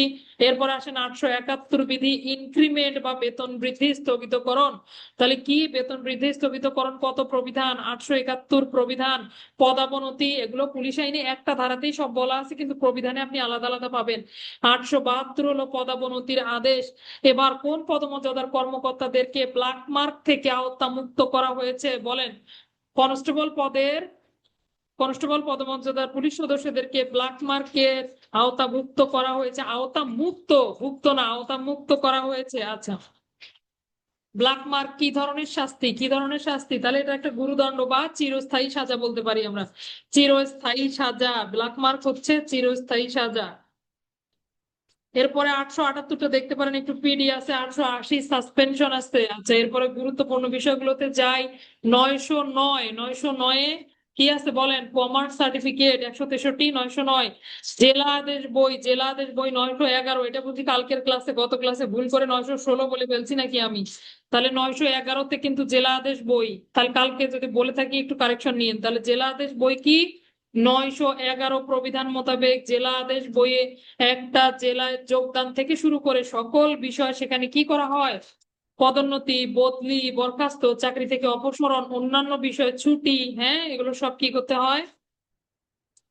লিপি মানে অন্তর্ভুক্ত থাকে জেলা আদেশ বইয়ে। অর্থাৎ মোটামুটি সকল চাকরির নথিপত্র সব ওখানেই থাকে, কোন দিন ছুটি গেলেন না গেলেন এই সমস্ত। সার্ভিস বইয়ের মতো না, কিন্তু জেলা অর্ডার বুক, বিভিন্ন অর্ডার গুলো হলো আপনার বিরুদ্ধে সেগুলো। ঠিক আছে। প্রত্যেকটি আদেশের জন্য কি ধরনের নম্বর থাকে? মাসিক ক্রমিক নম্বর, বাৎসরিক ক্রমিক নম্বর ইত্যাদি। কি থাকে তাইলে? বার্ষিক ক্রমিক নম্বর থাকে। জেলা আদেশ বইয়ে কি ক্রমিক নম্বর থাকে? বার্ষিক ক্রমিক নম্বর থাকে। তাহলে পূর্ববর্তী সূত্রগুলো এবং সকল সময়গুলো উল্লেখ করতে হয়। এরপরে আসেন 912 কি? 912 প্রবিধান মাস্টার রোল। বেতন এবং পদায়ন সংক্রান্ত সকল পরিবর্তন মাস্টার রোলে অন্তর্ভুক্ত করতে হয়। জেলা আদেশ বইয়ে যেটা লিপিবদ্ধ করা হয়েছে, এই ধরনের বেতন এবং পদায়ন সংক্রান্ত সকল পরিবর্তন কোন রেজিস্টারে লিপিবদ্ধ করতে হয়? এরকম আসলো এমসিকিউ, কি দিবেন? তাহলে মাস্টার রোলে লিপিবদ্ধ করতে হয়। এরপরে আসি দৈবকালীন রেজিস্টার বা দুর্ঘটনা রেজিস্টার নাকি দুর্ঘটনা ঘটার রেজিস্টার। 914 প্রবিধান। রঞ্জু স্যার একদিন জিজ্ঞেস করছিল যে স্যার ইনসিডেন্ট রিপোর্ট দেয় কত বিধি মোতাবেক? খুঁজে পেলাম আমরা 914 বিধি দৈবকালীন রেজিস্টারও বলে। তারপরে আর কি বলে? দুর্ঘটনা ঘটলেও এই রেজিস্টারে লিপিবদ্ধ করতে হয়। 914 বিধি। পুলিশ বাহিনী সকল ধরনের পরিবর্তন, শুধুমাত্র ইয়ানা, দুর্ঘটনার সময়ও এগুলো লিপিবদ্ধ করা হয়। তাহলে দুর্ঘটনা বলতে ওই দুর্ঘটনা মনে হয় এখানে বোঝায়নি, তাই না? তাহলে পুলিশ বাহিনী সকল পরিবর্তন এবং দুর্ঘটনা কেবলমাত্র এখানে লিপিবদ্ধ করতে হয়। এরপরে আসে 915 শাস্তি রেজিস্টার। কি রেজিস্টার? শাস্তি রেজিস্টার। যদি আসে শাস্তি রেজিস্টার কত প্রবিধান মোতাবেক লিপিবদ্ধ করা হয় বা রক্ষণাবেক্ষণ করা হয়? কি লিখবো আমরা? 915 বিধি মোতাবেক লিপিবদ্ধ বা রক্ষণাবেক্ষণ করা হয়। এটার মধ্যে সূচিপত্র থাকে। কি সূচিপত্র থাকে? আক্ষরিক একটি সূচিপত্র থাকে। আচ্ছা, এবার তো বলেন তো, গুরুদণ্ড কি কালিতে শাস্তি রেজিস্টারে ওঠে? লঘুদণ্ড কি কালিতে শাস্তি রেজিস্টারে ওঠে? তাহলে লঘুদণ্ড কালো কালি, গুরুদণ্ড লাল কালি। তাহলে বুঝছেন, লাল কালি হইলে আরো সর্বনাশ, কালো কালিও আমাদের জন্য ভালো নয়, লাল কালি আরোই ভালো নয়। তাহলে লঘুদণ্ড হলে কালো কালি, গুরুদণ্ডের জন্য লাল কালি দিয়ে ক্রমিক নম্বর লিপিবদ্ধ করতে হবে। আচ্ছা, 917তেও একটা ছুটির রেজিস্টার আছে। এরপরে আছে চাকরির খতিয়ান বই, কত কত চাকরির খতিয়ান বই, 920, 921, 922 সার্ভিস বুক বা চাকরির খতিয়ান বই। এরপরে আসেন সাব ইন্সপেক্টর থেকে সাব ইন্সপেক্টর পদমর্যাদার কর্মকর্তারা তাদের পোশাকের সৌন্দর্য হিসেবে, সাজ সরঞ্জাম হিসেবে তারা ঘড়ি পরিধান করতে পারবে। কত প্রবিধান? তাহলে বাকিগুলো পারি আর না পারি, এটা পড়তেই হবে পরে ভবিষ্যতে যদি ঘড়ি সাপ্লাই পাই নাকি। তাহলে 939 বিধি। তাহলে সাবরেন্স বলবে যে আপনি আপনাকে ক্লোথিং স্টোরের বই চাবে আর বলবে যে ঘড়ি যে পাবেন আপনি, বলেন কত পিআরপি তে ঘড়ি পাবেন। তখন তো মুশকিল হয়ে যাবে, জানতে হবে এই সমস্ত, ঘড়ি নিতেই হবে। ঠিক আছে, ইনশাল্লাহ অদূর ভবিষ্যতে এগুলো সব চলে আসবে আশা রাখি। তাহলে ঘড়ি, সাব ইন্সপেক্টর, পদমর্যাদার কর্মকর্তা বা তার ঊর্ধ্বতন হতে পারে, তাদের সাজ সরঞ্জামের অংশ হিসেবে ঘড়ি পরিধান করতে পারবে। 939 বিধি। এরপরে আসেন কর্তব্য পালনকালে আপনি পোশাক পরিধান করবেন। আমরা সবসময় এই পিআরবিটা লিখিত খাতার ক্ষেত্রে ব্যবহার করি, যেমন সঙ্গীয় পোশাক ও পোশাক পরিহিত অবস্থায় ঘটনাস্থলের উদ্দেশ্যে রওনা করিলাম। কত? 951 বিধি। কত বিধি? 951 বিধি। আপনি কোন জায়গায় পোশাক পরিধান করতে পারবেন না, কোথায় কোথায় পোশাক পরিধান করা যাবে না, সামাজিক বা সরকারি অনুষ্ঠানে পোশাক পরিধান করা যাবে না, এবং ফৌজদারি মামলায় অভিযুক্ত হয়ে যদি আপনি আদালতে হাজির হয়ে পড়েন সেক্ষেত্রে আপনি পোশাক পরিধান করতে পারবেন না। কয়টা ক্ষেত্রে? দুইটা ক্ষেত্রে, সামাজিক ও সরকারি অনুষ্ঠানের ক্ষেত্রে। আর ফৌজদারি মামলায় অভিযুক্ত হলে। সরকারি অনুষ্ঠানটা আমি বুঝতে পারলাম না, আমাদের যে পাসিং আউট প্যারেড হয় এগুলো কি সরকারি অনুষ্ঠান না? এখানে তো স্যাররা আরো সুসজ্জিত থাকে। আচ্ছা, এরপরে যাই, কারো জানা থাকলে একটু আমাকে মেসেজ দিয়ে রাখেন। এরপর আসেন গুলির হিসাব। গুলির হিসাব কত প্রবিধান মোতাবেক গুলির হিসাব লিপিবদ্ধ করতে হয়? 1000 প্রবিধান, 1000 সরাসরি 1000, 1000তে গুলির হিসাবগুলো রাখতে হয়। গুলি তৈরির তারিখ অনুযায়ী সেটা ব্যবহার করতে হয়, গুলির প্রাপ্তির তারিখ হিসেবে নয়। ঠিক আছে, এটা একটা গুরুত্বপূর্ণ কথা। গুলি তৈরির তারিখ অনুযায়ী সেগুলো ব্যবহার করতে হবে, গুলি প্রাপ্তির তারিখ না। তাহলে একটা জিনিসে তো মেয়াদ থাকে, তাই না? যেদিন তৈরি হলো সেখানকার তারিখ থেকে আপনি এগুলো ব্যবহার করতে পারবেন। কবে হাতে পেলেন না পেলেন এটা আপনার দেখার দরকার নাই। ঠিক আছে। এরপরে আসেন সরাসরি যাই পিয়ন বই। পিয়ন বই কত? পিয়ন বই কত প্রবিধান? 1079 পিয়ন বই। পিয়ন বই থাকে না, আমরা দেখি না? থানায় যখন থাকে তখন পিয়ন বই আমরা দেখি।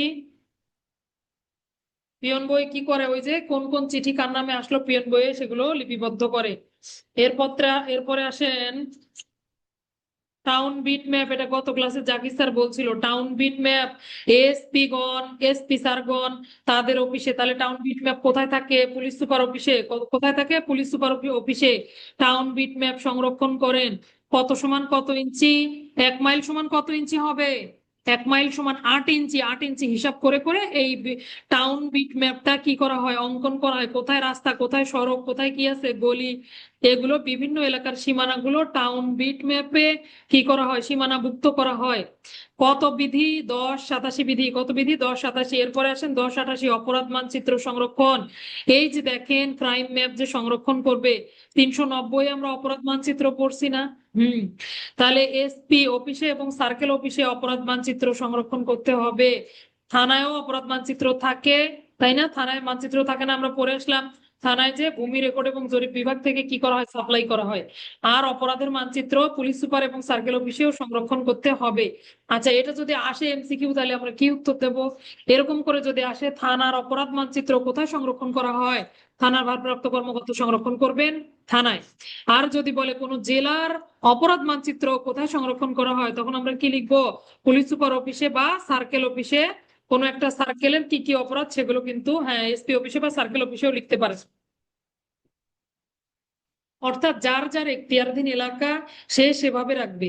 একটা থানার ভারপ্রাপ্ত কর্মকর্তা তিনি তার থানা এলাকার সমস্ত বিষয়ের তিনি জবাবদিহি করবেন, অথবা সকল দায় দায়িত্ব তার উপরে বর্তাইবে।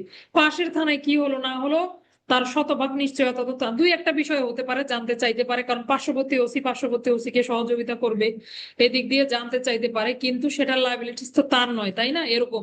কিন্তু পুলিশ সুপার স্যারের কাছে কি কি থাকবে? পুরো জেলার সকল বিষয় থাকবে, ম্যাপ থাকবে, রাজসাক্ষীর তালিকা থাকবে, তাই না? কাজে প্রশ্নটা খেয়াল করবেন, কি লিখছে? থানা এলাকার না কি লিখছে পুরো জেলার, সমগ্র জেলার, ঠিক আছে। এইটা দেখে আপনারা উত্তর দাগাবেন, তাহলে ইনশাল্লাহ ভুল হবে না। এরপরে আসেন অপরাধীর ইতিবৃত্ত। গ্যাং মামলাগুলোর কে তদন্ত করবে? 11-26 প্রবিধান সিআইডি তদন্ত করবে। তাহলে গ্যাং মামলা তদন্ত কে করেন? সিআইডি করেন। আরো একটা প্রবিধান বাদ দিয়ে গেলাম আমরা, 11-18 প্রবিধান পলাতক আসামির রেজিস্টার। আচ্ছা, এরপরে আসেন 11-38-এও আছে ক্যাশ রেজিস্টার, তাই না? 11-38-এও ক্যাশ রেজিস্টার। এরপরে আসেন কি পুরস্কারের রেজিস্টার আছে, পুরস্কার রেজিস্টার 11-72 প্রবিধান, এটা একটু দেখবেন।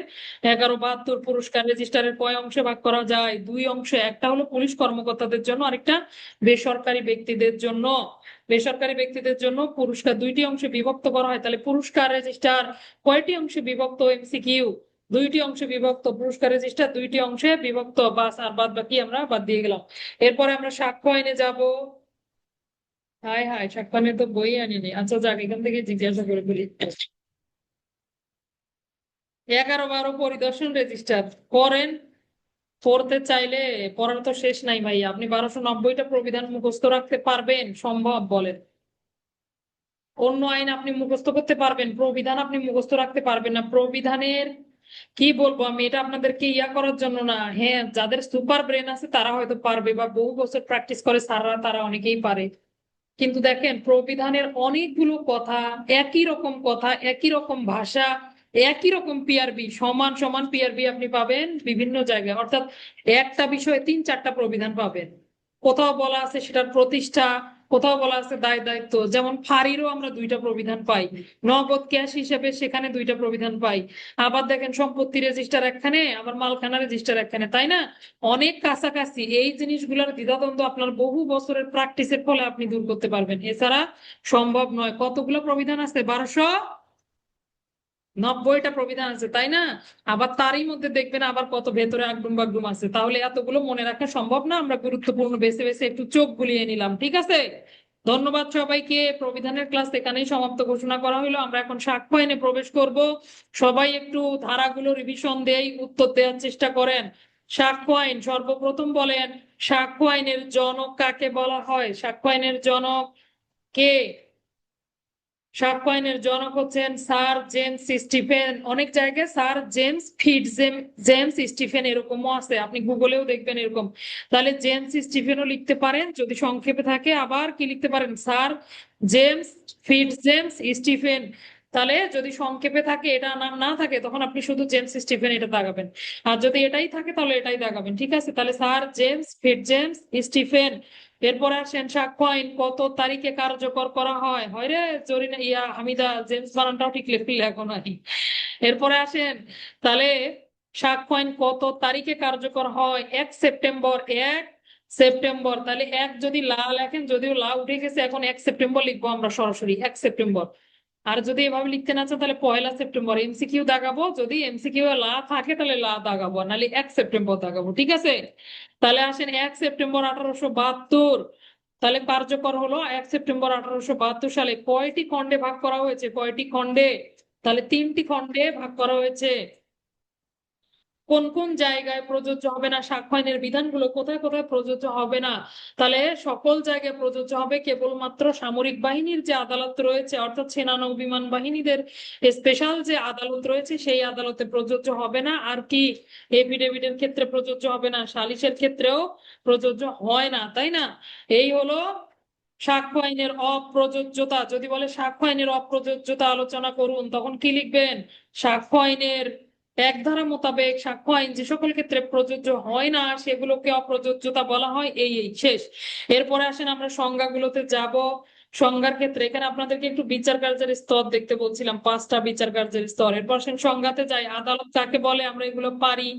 বিচার্য বিষয়, প্রাসঙ্গিক বিষয়, মৌখিক সাক্ষ্য, দলিলি সাক্ষ্য পারি না?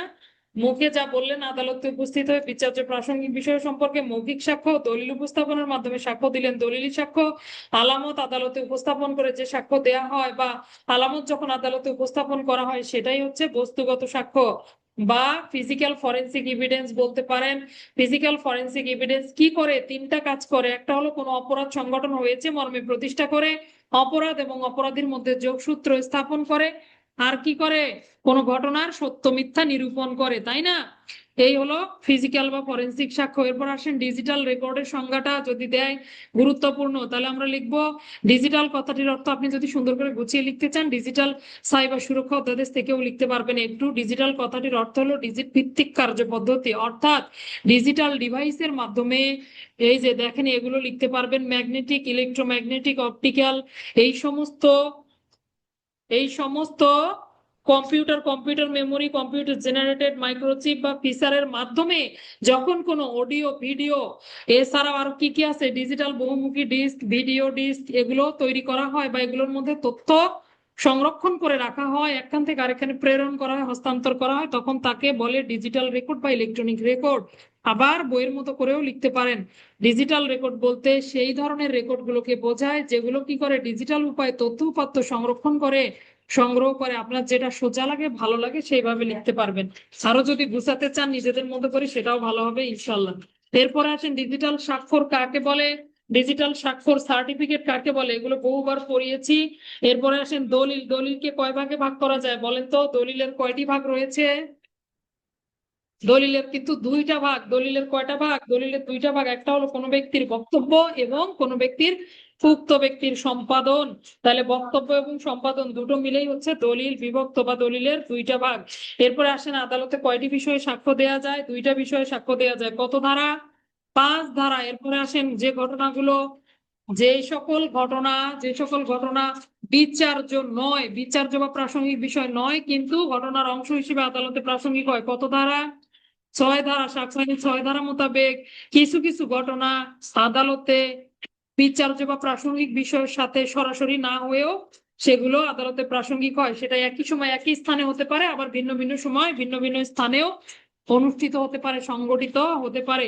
কোন কাজ ইচ্ছাকৃত নাকি আকস্মিক, এই প্রশ্নের উত্তরে যে সমস্ত বিষয়ের প্রভাব থাকে সেগুলো আদালতে প্রাসঙ্গিক হবে 15 ধারা মোতাবেক।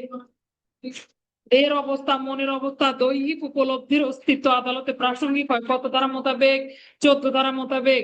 কোন ব্যক্তির পায়ের চিহ্ন, ফিঙ্গারপ্রিন্ট পেলেন আপনি ক্রাইম সিনে, সেই ব্যক্তির পদচিহ্ন কত ধারায় প্রাসঙ্গিকতা পাবে? 7 ধারায়। অর্থাৎ আলামত যদি পায়, সেই আলামত গুলো 7 ধারা মোতাবেক আদালতে গ্রহণযোগ্য হবে বা প্রাসঙ্গিকতা পাবে।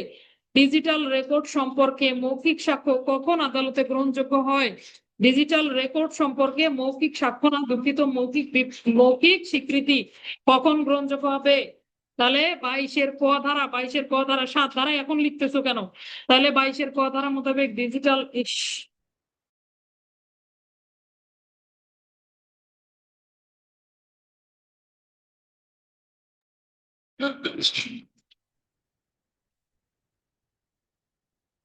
দেওয়ানি মামলার পক্ষগণ যদি প্রকাশ্য শর্তাধীনে কোনো চুক্তি করে এবং আদালত যদি এই বিষয়ে অনুমান করতে পারে, তাহলে কি হবে? সেটা প্রাসঙ্গিক নাকি অপ্রাসঙ্গিক?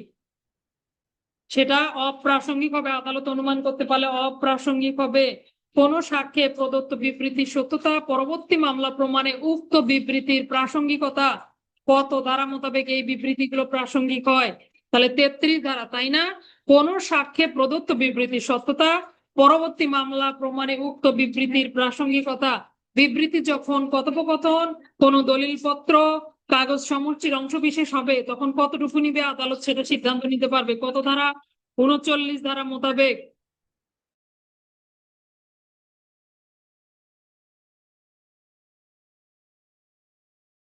আচ্ছা, পরের প্রশ্ন আসেন, তৃতীয় পক্ষ কারা? তৃতীয় পক্ষ মামলার তৃতীয় পক্ষ বলতে কি বোঝেন? তাদের মতামত কিভাবে আদালতে প্রাসঙ্গিকতা পায় আলোচনা করুন। তাহলে কি লিখবেন? 45 থেকে সবগুলো ধারাই দেওয়া যাবে, সবগুলোই কিন্তু তৃতীয় পক্ষের মতামত আদালতে প্রাসঙ্গিক।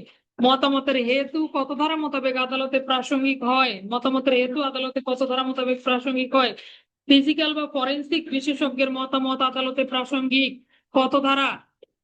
তাহলে মতামতের হেতু ছিল 51 ধারা। ফিজিক্যাল ফরেনসিক বিশেষজ্ঞদের মতামত আদালতে প্রাসঙ্গিক, কত ধারা?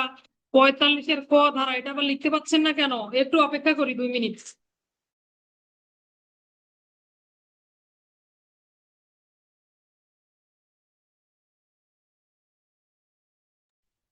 আচ্ছা, তাহলে বিশেষজ্ঞ ব্যক্তিদের মতামত, তারাও তৃতীয় পক্ষ, বিশেষজ্ঞ থেকে শুরু করে সবাই কিন্তু পরে যারা যারা আসে মামলার প্রয়োজনে তাদের মতামত আদালতে প্রাসঙ্গিক হয়। বিশেষজ্ঞ ব্যক্তিরা কতটি বিষয়ে মতামত প্রদান করেন আপনি যদি গোনেন তাহলে মোটামুটি 13টা বিষয় আসে। কয়টা বিষয়?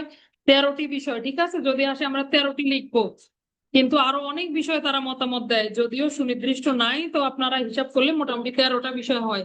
আচ্ছা, ফৌজদারি মামলায় কখন পূর্ববর্তী অসৎ চরিত্র অপ্রাসঙ্গিক হবে আর ফৌজদারি মামলায় কখন সৎ চরিত্র প্রাসঙ্গিকতা পায় আলোচনা করুন। তাহলে ফৌজদারি মামলায় আসামির পূর্ববর্তী সৎ চরিত্র প্রাসঙ্গিক কত ধারা? পূর্ববর্তী সৎ চরিত্র লিখতে এত কষ্ট হচ্ছে, তাহলে ফৌজদারি মামলায় পূর্ববর্তী সৎ চরিত্র প্রাসঙ্গিক হবে 53 ধারা, অসৎ চরিত্র অপ্রাসঙ্গিক হবে 54 ধারা। কিন্তু এরকম যদি প্রশ্ন দেয়, লিখিত প্রশ্ন, ফৌজদারি মামলায় অসৎ চরিত্র প্রাসঙ্গিকতা পায় কখন আলোচনা করুন, তখন কি লিখবেন? ফৌজদারি মামলায় কোনো আসামির পূর্ববর্তী খারাপ চরিত্র আদালতে প্রাসঙ্গিক হয় কোন ক্ষেত্রে আলোচনা করুন। তাহলে আমরা কি ধারা দেব? 54 ধারা দেব। কেন 54 ধারা দেব? যদি তিনি উত্তর দান করে সেক্ষেত্রে তার খারাপ চরিত্র আদালতে প্রাসঙ্গিক হয়ে পড়ে, তাই কিনা? আমরা এটা শিখছি না? নর্মালি কিন্তু খারাপ চরিত্র অপ্রাসঙ্গিক, কিন্তু যদি তিনি উত্তর দান করে তাহলে কি হবে? এই খারাপ চরিত্রটাও আদালতে প্রাসঙ্গিকতা পাবে। তখন আবার তার এই খারাপ চরিত্র সম্পর্কে জিজ্ঞাসাবাদ করা যাবে। ব্যাখ্যা থেকে উত্তর লিখতে পারেন, যখন খারাপ চরিত্রই আদালতের বিচার্য বিষয় হবে তখনও তার এই পূর্ববর্তী খারাপ চরিত্র আদালতে প্রাসঙ্গিক হবে।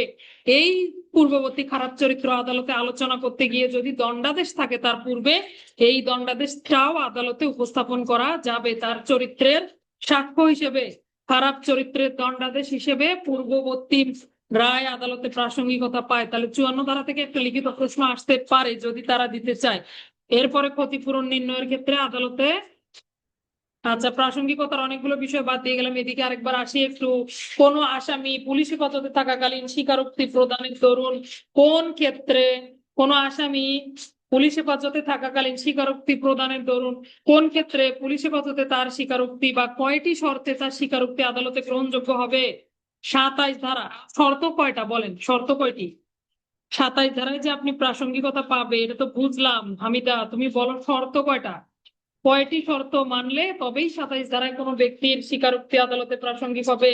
3টা শর্ত আছে, ভাষ্যতে দেখবো 3টা শর্ত। মামলাটা কি হতে হবে? হ্যাঁ, গুড মুক্তা, ধন্যবাদ। 3টি শর্ত।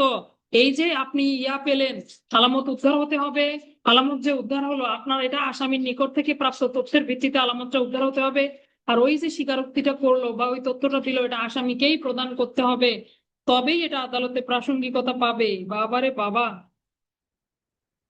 এরপরে আসেন আপনি ভয়ভীতি, হুমকি এগুলো অপসারণ হয়ে যাওয়ার পর যদি কোনো ব্যক্তি স্বীকারোক্তি প্রদান করে তাহলে তার স্বীকারোক্তি কি হবে আদালতে? প্রাসঙ্গিক, অপ্রাসঙ্গিক? কোনোটাই নয়, দুইটাই। তাহলে কি হবে বলেন? তাহলে ভয়ভীতি অপসারণের পরে যদি স্বীকারোক্তি আদায় করে সেটা হলো প্রাসঙ্গিক হয়ে যাবে। হয় এগুলোই লিখো, আমি বলছি অপসারণের পর তুমি লেখো 24 ধারা, মাইর দেওয়ার আর নাই, রাগ উঠে যায়। আচ্ছা, এরপরে আসেন তাহলে এই যে ভয়ভীতি অপসারণের পরে মামলাটা প্রাসঙ্গিক হলো, এটা কে কার নিকটে প্রতীয়মান হবে যে ভয়ভীতি অপসারণ হয়েছে? সংশ্লিষ্ট ম্যাজিস্ট্রেটের নিকটে কিন্তু প্রতীয়মান হতে হবে কি, যে ভয়ভীতি অপসারণ করা হয়ে গেছে, তাহলে এই লোককে আর ভয়ভীতি দেখানো হয় নাই, তবেই এই লোকের স্বীকারোক্তি আদালতে প্রাসঙ্গিক হবে। কিন্তু যদি প্রকাশ্য আদালতে তাকে কি করা হয়, কোন ক্ষেত্রে কোনো অপরাধীর স্বীকারোক্তি, কোন ক্ষেত্রে কোনো অপরাধী স্বীকারোক্তি যদি আপনি কি করেন, গোপনীয়তার প্রতিশ্রুতি ভঙ্গ করেন, তারপরেও আদালতে প্রাসঙ্গিক হবে। কত ধারা মোতাবেক? 29 ধারা। তাহলে 29 ধারায় কিন্তু অনেকগুলো কথা বলা আছে। মনে করেন এরকম প্রশ্ন আসলো, আসামিকে প্রতারণার মাধ্যমে আদায়কৃত স্বীকারোক্তি কখন আদালতে গ্রহণযোগ্যতা পায়, তাই না? এরকম একটা মাঝখান থেকে দিয়ে দিল, কি করবেন? তখন আপনাকে 29 ধারা সুন্দর করে ব্যাখ্যা করে লিখতে হবে যে সাক্ষ্য আইনের 29 ধারা পর্যালোচনা করলে আমরা দেখতে পাই কোন অপরাধী ব্যক্তিকে গোপনীয়তার প্রতিশ্রুতিতে আরো কি প্রশ্নের জালে জর্জরিত করে প্রতারণার মাধ্যমে কোন স্বীকারোক্তি যদি আদায় করা হয় সেটি অপ্রাসঙ্গিক হবে না, তাই না? তাহলে এই ধারা মোতাবেক আলোচ্য প্রশ্নানুসারে কোনো আসামির নিকট থেকে প্রতারণার মাধ্যমেও যদি কোনো স্বীকারোক্তি আদায় করা যায় তবে সেটা কি হবে না, আদালতে অপ্রাসঙ্গিক হবে না। তাহলে এটা কিন্তু আদালতের কার্যক্রম। ঠিক আছে, 29 ধারাটা গোপনীয়তার প্রতিশ্রুতিতে স্বীকারোক্তি করা হলে আদালতে প্রাসঙ্গিক। তাই বলে এগুলো পুলিশের নিকটে দিলে আবার হবে এমন কিন্তু নয়, ঠিক আছে, আদালতের নিকটে এরপরে আসেন বা আদালতে হবে এটা। এরপরে আসেন মৃত ব্যক্তির বিবৃতি কখন আদালতে প্রাসঙ্গিক হয়। সংশ্লিষ্ট ব্যক্তির অনুপস্থিতিতে মৃত ব্যক্তির বিবৃতি স্বীকৃতি চূড়ান্ত প্রমাণ নয়, তবে প্রমাণের পথে প্রতিবন্ধকতা সৃষ্টি করতে পারে। কত ধারা? সাক্ষ্য আইনের স্বীকৃতি চূড়ান্ত প্রমাণ নয়। 31 ধারা। 31 ধারা স্বীকৃতি চূড়ান্ত প্রমাণ নয়। পূর্ববর্তী মামলার রায় পরবর্তী মামলার বিচার নিষিদ্ধ করার জন্য আদালতে প্রাসঙ্গিক হয়। কত ধারা? পূর্ববর্তী মামলার রায় পরবর্তী মামলার বিচার নিষিদ্ধ করার জন্য আদালতে প্রাসঙ্গিক হয় 40 ধারা মোতাবেক। 40 ধারা ডিজিটাল রেকর্ড সম্পর্কে, ডিজিটাল রেকর্ড না দুঃখিত, ডিজিটাল স্বাক্ষর সম্পর্কে অভিমত আদালতে প্রাসঙ্গিক হবে। ডিজিটাল স্বাক্ষর সম্পর্কে অভিমত আদালতে প্রাসঙ্গিক হয় 47-ক ধারা মোতাবেক। এবার ফিজিক্যাল ফরেনসিক সম্পর্কে বিশেষজ্ঞের মতামত 45-ক। তাহলে এটা দুইটা এখানে করবেন না, একটা হলো ফিজিক্যাল ফরেনসিক সম্পর্কে 45-ক, আর যদি ডিজিটাল স্বাক্ষর হয় তাহলে 47-ক দিব আমরা, 47-ক। আচ্ছা, এরপরে আসেন আদালতে কোন কোন বিষয়গুলো প্রমাণের প্রয়োজন নাই। যদি 57 ধারা থেকে এমসিকিউ করে কয়টি বিষয় প্রমাণের প্রয়োজন নাই, কয়টি দেবো আমরা? 11টি বিষয় প্রমাণের প্রয়োজন নাই। এরপরে আসেন মৌখিক সাক্ষ্য কি হতে হবে? প্রত্যক্ষ, অপ্রত্যক্ষ, পরোক্ষ বা শ্রুত সাক্ষ্য, এরকম কিন্তু দিয়ে রাখতে পারে। তাহলে কি হবে? প্রত্যক্ষ, মৌখিক সাক্ষ্য প্রত্যক্ষ হইতে হবে। শুধু যে ধারাই আসবে এরকম না, ভেতর থেকেও দিতে পারে। আবার কি আসতে পারে? ভেতরের এই ধারার হেডলাইনটাই আপনাকে পেঁচিয়েও আবার দিতে পারে। প্রাথমিক সাক্ষ্য কোন দলিলের মূল কপিকে কি বলা হয়? প্রাথমিক সাক্ষ্য, মাধ্যমিক সাক্ষ্য, কার্বন কপি, এই সেই। তাহলে কি লিখবো? কোন দলিলের মূল কপিটাই হলো প্রাথমিক সাক্ষ্য। আদালতে যখন দলিলের মূল কপি উপস্থাপনের মাধ্যমে সাক্ষ্য দেওয়া হয় সেটাই হলো প্রাথমিক সাক্ষ্য। আর মাধ্যমিক সাক্ষ্য কোনগুলো? 63 ধারায় যে 5 ধরনের দলিলের কথা বলা আছে এগুলো হলো মাধ্যমিক সাক্ষ্য। এরপরে আসেন দলিলের সত্যায়নকারী প্রত্যয়নকারী লাগবে। এরপরে 67 ধারায় আপনি দলিল তো আদালতে আনলেন, হাতের লেখাগুলো কিভাবে প্রমাণ করবেন। 66 ধারায় আবার বলছে আপনি কোন দলিলের নোটিশ দিতে পারবেন, কোনটার নোটিশ দেওয়ার দরকার নাই, কয়টি ক্ষেত্রে নোটিশ দেওয়ার দরকার নাই, নোটিশ দেওয়ার যৌক্তিকতা রহিত করা হয়েছে। তাহলে এরকম আসতে পারে কোন দলিলকে আদালতে প্রাথমিক সাক্ষ্য হিসেবে উপস্থাপন করার না গেলে সেই দলিল সম্পর্কে মাধ্যমিক সাক্ষ্য দেয়া যায়, তাই না? প্রশ্ন আগে শোনো। তাহলে কোন দলিলকে আদালতে যখন মূল দলিল হাজির করা যাচ্ছে না তখন মাধ্যমিক সাক্ষ্য দেয়া যায়। তাহলে মূল দলিল দাখিলের জন্য কি করতে হবে? আগে দলিলটা যার কাছে আছে তাকে নোটিশ দিতে হবে। এবার আসেন দলিলটা যার কাছে আছে আপনি তাকে নোটিশ দিলেন বা নোটিশ দিয়েও আপনি দলিল পেলেন না, তখন কি ব্যবস্থা? তখন কিন্তু 65 ধারা, অর্থাৎ আপনি তখন দলিলের অস্তিত্ব অবস্থা বিষয়বস্তু সম্পর্কে মাধ্যমিক সাক্ষ্য দেওয়ার অধিকারী হয়ে গেলেন। আর যদি এরকম বলে যে কোন কোন দলিল আপনার নোটিশ দেওয়ারই দরকার নাই, তাহলে সেখানে 66 ধারার ভাষ্যের যে 6টা কথা এই 6টা কথা লিখতে হবে। দলিলটি নিজেই একটি নোটিশ হলে, মূল দলিল অলরেডি আদালতে পেশ করা হয়ে গেলে, বিরুদ্ধ পক্ষ জোরপূর্বক প্রতারণার মাধ্যমে দখল করে রাখলে, আরো কি? মামলার প্রকৃতি বিবেচনায় মনে হচ্ছে সংশ্লিষ্ট ব্যক্তিরা মূল দলিল কি করে ফেলবে, আদালতে অবশ্যই তারা মূল দলিল দাখিল করে ফেলতে পারে, তাই না? আরেকটা যেন আছে, মূল দলিল যদি বিনষ্ট হয়ে যায়, নষ্ট হয়ে যায়, এখতিয়ারাধীন এলাকার বাইরে থাকে, তখন কি করা যাবে? মূল দলিলকে নোটিশ না দিয়েই আপনি সরাসরি মাধ্যমিক সাক্ষ্য আদালতে ব্যবহার করতে পারবেন। তাহলে এরকম আসে যদি প্রশ্ন, কিভাবে উত্তর করবেন? যে নোটিশ না দিয়েই কখন মাধ্যমিক সাক্ষ্য আদালতে উপস্থাপন করা যায়? কত ধারার প্রশ্ন? 66 ধারার প্রশ্ন। তাহলে কত রকম করে দিতে পারে। এই জন্য ক্লিয়ার কনসেপ্ট থাকলে হবে কি, আপনি মানে যেভাবেই আসুক না কেন প্রশ্ন ধরে ফেলতে পারবেন।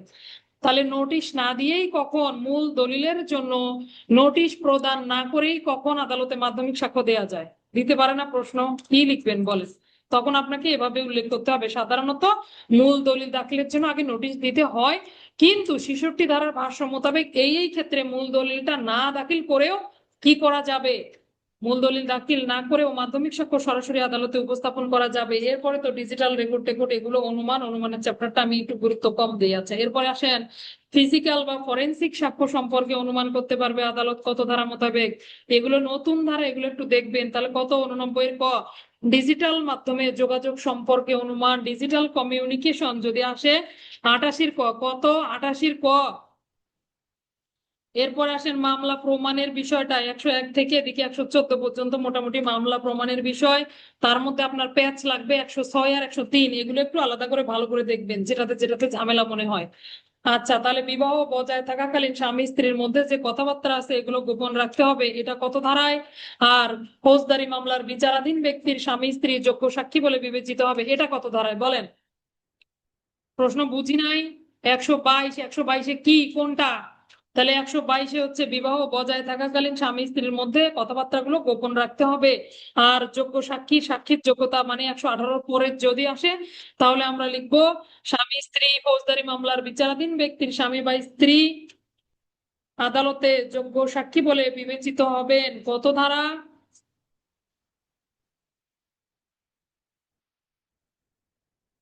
একটু অপেক্ষা করি, আমার ল্যাপটপের চার্জ শেষ হয়ে গেছে, ঠিক আছে? চার্জের কানেকশনটা শুধু দিয়ে নেই। তাহলে একটা ছিল 122-এর প্রশ্ন, যদি বলে বিবাহ বজায় থাকাকালীন কথাবার্তা গোপন রাখতে হবে, এটা হলো 122-এর প্রশ্ন। আর যদি বলে স্বামী স্ত্রীর ভেতরের কথাবার্তা গোপন রাখতে হবে, এটা হলো 120-এর প্রশ্ন। আবার যদি এরকম প্রশ্ন আসে বিবাহ বজায় থাকাকালীন, না বিবাহ বজায় থাকাকালীন না, 107-8 বুঝতে পারি না, কি বুঝতে পারেন না? 107-8 কেন বুঝতে পারেন না? আচ্ছা দাঁড়ান, আসতেছি। তাহলে আসেন বিবাহ বজায় থাকাকালীন, আমরা তো এটা দেখলাম, এবার আসেন সন্তান কতদিনের মধ্যে জন্মগ্রহণ করলে এই সন্তান তাদের বৈধ সন্তান বলে বিবেচিত হবে। তাহলে এটাও একটা প্রশ্ন স্বামী স্ত্রী নিয়ে, তাই না? এখানেও একটা ঝামেলা থেকে যায়, তিনটা ধারা কাছাকাছি, অনেকের আবার গোলমালও লেগে যেতে পারে। তাহলে কত ধারা এটা? 112 ধারা। বিবাহ বজায় থাকাকালীন কতদিনের মধ্যে সন্তান জন্মগ্রহণ করলে, 280 দিনের মধ্যে যদি সন্তান জন্মগ্রহণ করে তাহলে সে সংশ্লিষ্ট দম্পতির বৈধ সন্তান, বা আর কোনো প্রমাণের কোনো সুযোগ নাই, চূড়ান্ত প্রমাণ বলে বিবেচিত হবে। 112।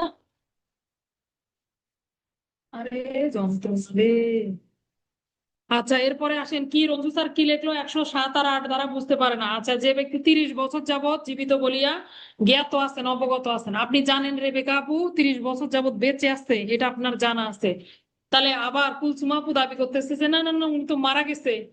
তাহলে যে ব্যক্তিটা 30 বছর যাবত জীবিত আছে বলিয়া সবাই জ্ঞাত বা সবাই অবগত, সেই ব্যক্তিকে যদি কোনো ব্যক্তি মৃত দাবি করে, তাহলে তাকেই প্রমাণ করতে হবে যে সে মারা গেছে। তাহলে কুলসুমা আপু যদি দাবি করছে যে আমি মারা গেছি, তাহলে কুলসুমা আপু এটা প্রমাণ করবে যে আমি আসলেও মারা গেছি। কারণ আপনি তো দাবি করতেছেন কি আমি বেঁচে আছি। আর 7 বছর যাবত, আচ্ছা 7 বছর যাবত নিখোঁজ, তাহলে এই লোকটা 7 বছর ধরে খোঁজ নাই। যে লোকের 7 বছর ধরে খোঁজ নাই সে লোক মারাও যেতে পারে, বেঁচে থাকতেও পারে, নাও থাকতে পারে, তাই না? তাহলে যে লোকটা 7 বছর যাবত নিখোঁজ, তার কোনো খোঁজ খবর পাওয়া যাচ্ছে না। হ্যাঁ, 108। রাবে আপু আপনাকে ধন্যবাদ। তাহলে 7 বছর যাবত নিখোঁজ ব্যক্তির আপনি কোনো খোঁজ পাচ্ছেন না, সেই ব্যক্তিকে হুট করে আপনি আদালতে জীবিত দাবি করতেছেন। তাহলে যে লোকের কোনো পাত্তাই নাই, আপনি যদি তাকে জীবিত দাবি করেন তাহলে আপনাকেই এটা আদালতে প্রমাণ করতে হবে যে তিনি জীবিত আছেন, বেঁচে আছেন, ঠিক আছে, সুস্থ আছেন, এটা আপনাকেই আমার প্রমাণ করতে হবে। আমার প্রশ্ন হচ্ছে স্যার, আমার প্রশ্নটা এখানে বুঝি না যে আপনার 30 বছরে যখন দাবি করে আসলে জীবিত লোক দাবি করলে সেই প্রমাণ করবে নাকি মৃত লোক দাবি করলে সে প্রমাণ করবে?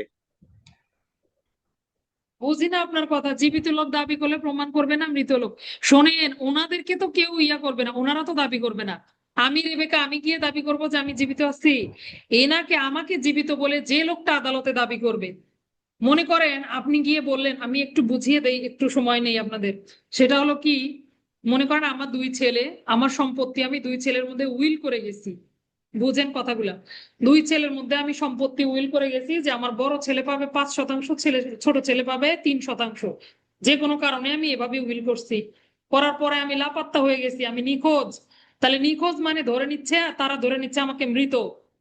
তাহলে আবার এলাকার লোকজন আবার সবাই জানে আমি কিন্তু জীবিত বা আমি এখনো বেঁচে আছি। আবার আমার সন্তানেরা এই উইলটা কার্যকর করার জন্য আদালতে নিয়ে গেছে, উইল পাশ করাতে যায় না, প্রবেট করে না। এবার আসেন, উইল যদি পাশ করাতে যায় তাহলে আমাকে মৃত দাবি করতে হবে না? আমাকে তো মৃত্যুর প্রমাণটা তাদেরকে দেখাতে হবে যে মা মারা গেছে। উইল কখন কার্যকরী হয় এগুলো জানেন কিনা? এগুলো না জানলে আবার কথা বুঝতে পারবেন না। তাহলে কোনো ব্যক্তির মৃত্যুর পরেই কিন্তু উইল কার্যকর হয়, উইল বেঁচে থাকতে কার্যকর হয় না। উইল কথাটার অর্থ হলো ইচ্ছা, কোনো ইচ্ছা পোষণ করা, ইচ্ছাপত্র। আপনি কোনো ইচ্ছা করলেন, আমি ইচ্ছা করলাম আমার সম্পত্তির বন্টন এভাবে হবে আমার মৃত্যুর পর, এটা হলো উইল, ঠিক আছে? তাহলে কোনো ব্যক্তি বেঁচে থাকতে কিন্তু উইল কার্যকর হয় না, বুঝতে পারছেন? কাজে উইল মুইল করেন না, তাড়াতাড়ি মারি ফেলবে কিন্তু সবাই। এবার আসেন কোন ব্যক্তি, তাহলে দেখেন আমি মারা গেলে তারপরে উইলটা কার্যকর হবে, আর আমার 2 সন্তান সম্পত্তির ভাগ বাটোয়ারা নেওয়ার জন্য তারা কি করলো আদালতে? তারা আদালতে গিয়ে দাবি করলো যে আমি মৃত, বা একজন দাবি করলো আমি জীবিত, একজন দাবি করতেছে মৃত। তাহলে এভাবে যখন দাবি করবে, আর এই বিষয় সম্পর্কে অন্য ব্যক্তি যদি অবগত থাকে বা আদালতও যদি অবগত থাকে, 30 বছর যাবত আমি জীবিত আছি এটা জানে, বা গত 30 বছর হাতালে দেখা যাবে আমি বেঁচেই আছি, একটু খোঁজ খবর করলেই তো পাওয়া যায়, পাওয়া যায় না? তাহলে যে ব্যক্তি জীবিত আছে তাকে আপনি মৃত দাবি করলে আপনাকেই প্রমাণ করতে হবে যে মারা গেছে। আর যদি কোনো ব্যক্তি নিখোঁজ হয়ে যায়, নিখোঁজ ব্যক্তি মানে কি, মৃতই ধরে নেওয়া হয়, সেই ব্যক্তিকে যদি আপনি জীবিত দাবি করেন আপনাকেই প্রমাণ করতে হবে যে উনি নিখোঁজ হয়েছে তো কি হয়েছে, উনি বেঁচে আছে, এই যে ওনার সাথে আমার ভিডিও কলে কথা হয়েছে।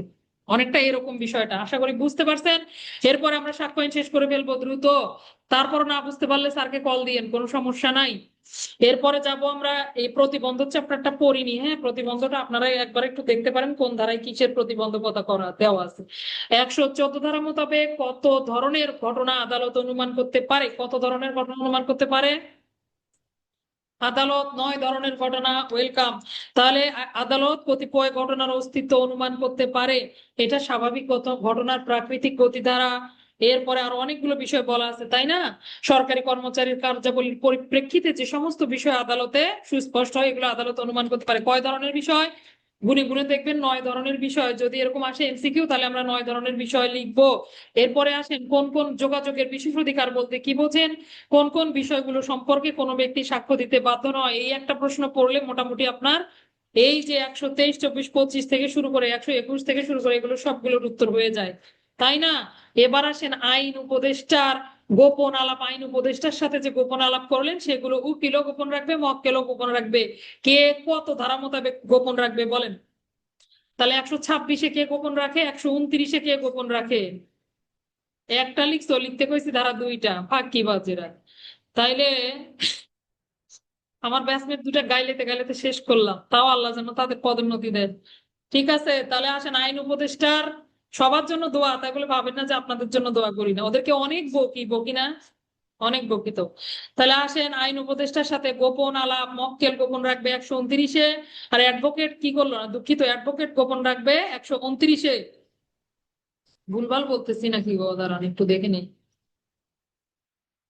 আহ কোনো ব্যক্তি তার পেশাদার আইন উপদেষ্টার মধ্যে যে গোপন আলাপ হলো, সেই ব্যক্তি যদি মামলায় সাক্ষ্য দেওয়ার ইচ্ছা প্রকাশ না করে তাহলে এই প্রকাশ করতে বাধ্য করা, ঠিকই আছে। তাহলে অ্যাডভোকেট তার সঙ্গে যে গোপন কথাবার্তা হলো তারা গোপন রাখবে 126 ধারা মোতাবেক, আর যে মক্কেল তিনি গোপন রাখবেন 129 ধারা মোতাবেক। কিন্তু যদি অ্যাডভোকেটকে মক্কেলেই বলে কি, তাহলে অ্যাডভোকেটকে ধরে, জরিনা তোমাকে অসংখ্য ধন্যবাদ। আচ্ছা, এরপরে আসেন অ্যাডভোকেট নিজেই যদি কি করে, অ্যাডভোকেটকেই যদি আপনি বাদী হয়ে আপনি যদি জিজ্ঞাসা করেন কোন একটা সুনির্দিষ্ট বিষয়ে জানতে চান, তখন কি করবে অ্যাডভোকেট, আবার সেটা বলে দিতে পারবে। কত ধারা? শতপ্রণোদিত হইয়া সাক্ষ্য দেওয়ার জন্য সুবিধা পরিত্যক্ত হয় না, কত ধারা? 128 ধারা।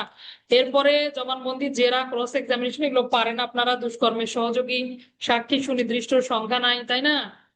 এগুলো আমরা পারি। আচ্ছা, 121 ধারা এবং 136 ধারার মধ্যে কি পার্থক্য বলেন? 121 এবং 136, জজ এবং ম্যাজিস্ট্রেটগণ, আরেকটাতে হচ্ছে জজ সাক্ষ্যের গ্রহণযোগ্যতা নির্ধারণ করবেন।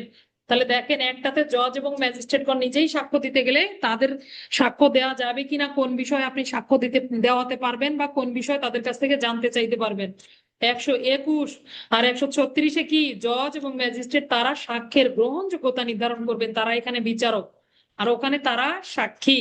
তাহলে বুঝতে পারছি আমরা মূল পার্থক্য। 121, 136 এগুলো আপনারা যখন তুলনামূলক ভাবে পড়বেন তখন আপনাদের জিনিসগুলো পরিষ্কার হবে। জেরায় কি কি ধরনের আইনসঙ্গত প্রশ্ন করা যায়, জেরায় কি কি প্রশ্ন করা যায়, কত ধারা? 146 ধারা। পরিচয় মর্যাদা জানা যায়, সত্যবাদিতা পরীক্ষা করা যায়, আরো চরিত্রের প্রতি আঘাত হেনেও বিশ্বাসযোগ্যতার অভিশংসন করা যায়, ভিকটিমের পূর্ববর্তী যৌন আচরণ সম্পর্কেও কিন্তু জিজ্ঞাসাবাদ করা যাবে আদালতের অনুমতি সাপেক্ষে এবং বিচার্য বিষয় সম্পর্কে সেটা আবশ্যকীয় হলে। এরপরে তো একটু আগে 149, 50 পিআরবির মধ্যে পড়েই ফেললাম। 157 ধারাটা গুরুত্বপূর্ণ, সমর্থনমূলক সাক্ষ্য বা কর্পোরেটিভ এভিডেন্স কাকে বলে? সমর্থনমূলক সাক্ষ্য কোনো ঘটনাকে সমর্থন করলে সেই বিষয়গুলো কত ধারা মোতাবেক আদালতে গ্রহণযোগ্য হবে? 156। আর যদি আগের সাক্ষ্যের সাথে পরের সাক্ষ্যের মিল আছে কি মিল নাই, এগুলো তুলনামূলক ভাবে কি করা হয়? কোনো ব্যক্তিকে যদি জেরা করা যায় তখন কি হবে বলেন? তখন কত ধারা হবে? কি সমর্থনমূলক সাক্ষ্য হবে? তখন 145 ধারায় যাবে, পূর্ববর্তী লিখিত বিবৃতি সম্পর্কে জেরা। ধন্যবাদ। আর যদি এরকম আসে যে একই বিষয় পূর্ববর্তী সাক্ষ্যের সঙ্গে পরবর্তী সাক্ষ্যকে সমর্থন করে কিনা এই সাক্ষ্যটা প্রমাণ করা যেতে পারে, তখন কত ধারা হবে? 157, রাইট? তাহলে 157 ধারা হবে। এরপর আসেন, সাক্ষী স্মৃতি পুনরুজ্জীবিত করিয়া মনে করতে না পারলেও কখন এই দলিল সম্পর্কে সাক্ষী আদালতে সাক্ষ্য দিতে পারবে? যখন কি হবে, সে দলিলটা সঠিকভাবে লিপিবদ্ধ করেছে, তখন এরকম যদি তিনি যদি থাকেন, দৃঢ় ভিত্তি হয়, তাহলে তিনি, হ্যাঁ, 160 ধারা মোতাবেক তিনি এগুলো সম্পর্কে সাক্ষ্য দিতে পারবেন। আর সাক্ষ্য দিলে, দলিল দেখে যদি সাক্ষ্য দেয়, তাহলে বিরুদ্ধ পক্ষ আবার ওই দলিলটা দেখারও কিন্তু অধিকারী হবেন। ঠিক আছে, এরপরে আসেন তলবকৃত নোটিশ মোতাবেক দলিল সাক্ষ্য হিসেবে দেয়া। এইখান থেকে মিজান সাদ্দাম ভাই একটা প্রশ্ন দিছিলেন আমাকে, যদিও সময় মতো উত্তর দিতে পারি নাই, দুঃখিত। তাহলে দেখেন, আপনাকে যে দলিল তলব করা হলো, যে দলিলের জন্য আপনাকে নোটিশ দেওয়া হলো, সেই দলিল কি করতে হবে? আপনাকে দাখিল করতে হবে। এখন আসেন, আপনি দলিল দাখিল করেন নাই, তো কি হবে? আপনাকে নোটিশ দিল, দেওয়ার পরও আপনি কি দলিলটা আদালতকে দিলেন? দিলেন না। কত ধারা মোতাবেক নোটিশ দেয়? 66 ধারা মোতাবেক নোটিশ দেয় মূল দলিল দাখিলের জন্য। আবার আপনি কি বলছেন, আমি মামলার পক্ষ নই, ওই যে মামলার পক্ষ নয়, এরূপ ব্যক্তির কাছ থেকে দলিল জোর করে নেওয়া যাবে না। আবার দলিল যদি অন্য লোকের দখলে থাকে, তাহলেও আপনি কি করতে পারেন? অস্বীকার করতে পারেন। বহু উপায় আছে দলিল না দেওয়ার। তো আমরা এগুলো বাদ দিলাম। আসল চিন্তায় আসেন, তাহলে কোনো ব্যক্তিকে যদি দলিল দাখিলের জন্য নোটিশ দেওয়া হয়, নোটিশ মোতাবেক তিনি যদি মামলার পক্ষ হন এবং নোটিশ মোতাবেক দলিলটা তিনি যদি দাখিল না করেন, তাহলে পরবর্তীতে এই দলিলটা তিনি আর আদালতে দিতে পারবেন না, সাক্ষ্য হিসেবে দিতে পারবেন না। কত ধারার বিধান? 164 ধারার বিধান। হ্যাঁ, দুইটা শর্ত আছে। কি কি শর্ত? যদি আদালত অনুমতি দেয়, বিরুদ্ধ পক্ষ যদি এই দলিলটা দাখিলের জন্য পরবর্তীতে অনুমতি দেয়, তবে এই দলিল আবার আদালতে দাখিল করা যাবে। তাহলে 164 ধারাতে এই দুইটাই উত্তর। উত্তর তাহলে কি পাইছেন? আপনি লিখছিলেন স্যার কোনটা উত্তর হবে, তাহলে ক খ দুটাই উত্তর হবে। অন্য কোনো অপশন দেওয়া থাকলে ভুল আছে, কারণ ভাষ্য যা বলবে উত্তর রাইট সেটাই। এরপরে আমরা যাব, অন্যায়ভাবে গ্রাহ্য অগ্রাহ্য হইলে সাক্ষ্য কি হবে না? নতুন করিয়া বিচার অনুষ্ঠিত হবে না। ধন্যবাদ সবাইকে। মোটামুটি মেজর গুলো আমরা পড়ে ফেলছি, তাই না? এরপরে আমরা যাব সাইবার সুরক্ষা অধ্যাদেশ। একটু দেখি, 10টা 7 বাজে, দ্রুত শেষ করার চেষ্টা করি, কিন্তু হয়তো না। সাইবার সুরক্ষা অধ্যাদেশ অনুযায়ী উপাত্ত ভান্ডার বলতে কি বোঝেন? ধারাগুলো লেখেন ঝটপট। উপাত্ত ভান্ডার বলতে কি বোঝেন? কত ধারা? সাইবার সুরক্ষা অধ্যাদেশ অনুযায়ী উপাত্ত ভান্ডার বলতে কি বোঝেন? উপাত্ত ভান্ডার হচ্ছে টেক্সট, অডিও, ভিডিও আকারে উপস্থাপিত তথ্য অথবা কোনো নির্দেশাবলী বা কোনো মৌলিক ধারণা, যেটা কম্পিউটারের জন্য কম্পিউটারে ব্যবহারের উদ্দেশ্যে প্রস্তুত করা হয়। কত? 2 এর খ। ক ভুল করছো করছো, জরিনা 2 এর খ। এরপর আসেন, কম্পিউটার সিস্টেম বাদ দেন, গুরুত্বপূর্ণ তথ্য পরিকাঠামোটা গুরুত্বপূর্ণ 2-এর বর্গীয় জ। গুরুত্বপূর্ণ তথ্য পরিকাঠামো। গুরুত্বপূর্ণ তথ্য পরিকাঠামো বলতে এমন একটা বাহ্যিক বা ভার্চুয়াল তথ্য পরিকাঠামোকে বোঝায় যেটা সরকার কর্তৃক গুরুত্বপূর্ণ বলে ঘোষিত, যেটি আক্রান্ত হলে অথবা হ্যাক হলে সামাজিক নিরাপত্তা, রাষ্ট্রীয় নিরাপত্তা, রাজনৈতিক অখণ্ডতা এগুলো কি হতে পারে? বিলুপ্ত হতে পারে, জননিরাপত্তা বিপন্ন হতে পারে। এটাকেই বলে গুরুত্বপূর্ণ তথ্য পরিকাঠামো। তাহলে গুরুত্বপূর্ণ তথ্য পরিকাঠামো কি? এমন একটা কম্পিউটার সিস্টেম অথবা কম্পিউটার নেটওয়ার্ক যেটা দেশের জন্য সবচেয়ে গুরুত্বপূর্ণ। এগুলো লিখতে যদি কষ্ট হয়, এভাবে সোজাভাবে লিখে দিবেন যে কম্পিউটার সিস্টেমের বাহ্যিক বা ভার্চুয়াল এমন একটা কাঠামো যেটা দেশের জন্য, সরকারের জন্য খুবই গুরুত্বপূর্ণ। যেমন বলতে পারি আমরা বিদ্যুৎ ব্যবস্থা, অনলাইন বিদ্যুৎ ব্যবস্থা, ব্যাংকিং সেবা, এনআইডি ডাটাবেজ অর্থাৎ জাতীয় পরিচয়পত্রের ডাটাবেজ, এগুলো সব কিন্তু কি গুরুত্বপূর্ণ তথ্য পরিকাঠামো, কারণ এগুলো সরকারের বিশেষ বিশেষ সংস্থা। এটা যদি আক্রান্ত হয়, অ্যাটাক হয় অথবা হ্যাক করা হয়, তাহলে কি হবে? নিরাপত্তা বিপন্ন হবে না? এটাই। এরপর আসেন, ঝটা পড়তে বলছিলাম, গ্লোবাল থ্রেট ইন্টেলিজেন্স। তাহলে গ্লোবাল থ্রেট ইন্টেলিজেন্স হচ্ছে থ্রেট ডিটেক্ট করার জন্য যে ইন্টেলিজেন্স ব্যবস্থা বা যে গার্ডটা দেয়া হয় কম্পিউটার সিস্টেমে দেয়া হয়, তাকে বলা হয় গ্লোবাল থ্রেট ইন্টেলিজেন্স। আপনারা যদি সোজা ভাষায় লিখতে চান, আমার মতো করে লিখবেন, সারা দুনিয়ার মধ্যে কোথায় কি ধরনের সাইবার হামলাগুলো হচ্ছে, এগুলো বা হ্যাকিং হচ্ছে বা আক্রমণ হচ্ছে, এগুলো কি করা? এগুলো ডিটেক্ট করা অর্থাৎ শনাক্ত করা, শনাক্ত করে এই সংক্রান্ত সকল তথ্য জোগাড় করে বিশ্লেষণ পূর্বক সেই সংক্রান্ত প্রতিরক্ষা ব্যবস্থা গ্রহণ করাকে বলা হয় গ্লোবাল থ্রেট ইন্টেলিজেন্স। অর্থাৎ এটি একটি সাইবার প্রতিরক্ষামূলক ব্যবস্থা। কি লিখবো? এটি একটি সাইবার প্রতিরক্ষামূলক ব্যবস্থা, ঝ। এরপরে আসেন, জাতীয় সাইবার নিরাপত্তা সেন্টার। কথা বলো না, মাইক দিব। জাতীয় সাইবার নিরাপত্তা অপারেশন সেন্টার। তাহলে এটা কি বলছিলাম আমি? পাহারাদারদের ঘাঁটি। সাইবার নিরাপত্তা নিশ্চিত করার জন্য, সরকারি যে ডাটা সিস্টেমের সুরক্ষা নিশ্চিত করার জন্য যে সংস্থা কাজ করে তাকে বলা হয় সাইবার নিরাপত্তা অপারেশন সেন্টার। আচ্ছা, এরপরে ডিজিটাল পড়তে বলছি, ডিজিটাল ডিভাইস এগুলো পারি আমরা, ডিজিটাল ডিভাইস ইয়া থেকে নিয়ে নিবেন একটু হেল্প, তাহলে হবে, সাক্ষ্য আইন থেকেও নেওয়া যাবে। এরপরে ডিজিটাল শিশু যৌন নিপীড়ন সংক্রান্ত উপাদান, তাহলে কোনো ব্যক্তির মোবাইল ফোনে অথবা কোনো অন্য কোনো ডিভাইসের মধ্যে যদি পাওয়া যায় সে কি করছে, দেখা যাচ্ছে, শোনা যাচ্ছে, দৃষ্টিগত, শ্রবণযোগ্য, পাঠগত এরকম কোনো কি করা আছে, শিশুর সাথে যৌনপূর্ণ আচরণ করছে, কথাবার্তা বলছে, এগুলো আবার কি করছে, শিশুকে খারাপভাবে উপস্থাপন করছে, শিশুকে নিয়ন্ত্রণ করছে, প্রলুব্ধকরণ করার মাধ্যমে এগুলো করছে যাতে খারাপ অপরাধে জড়িত করা যায়।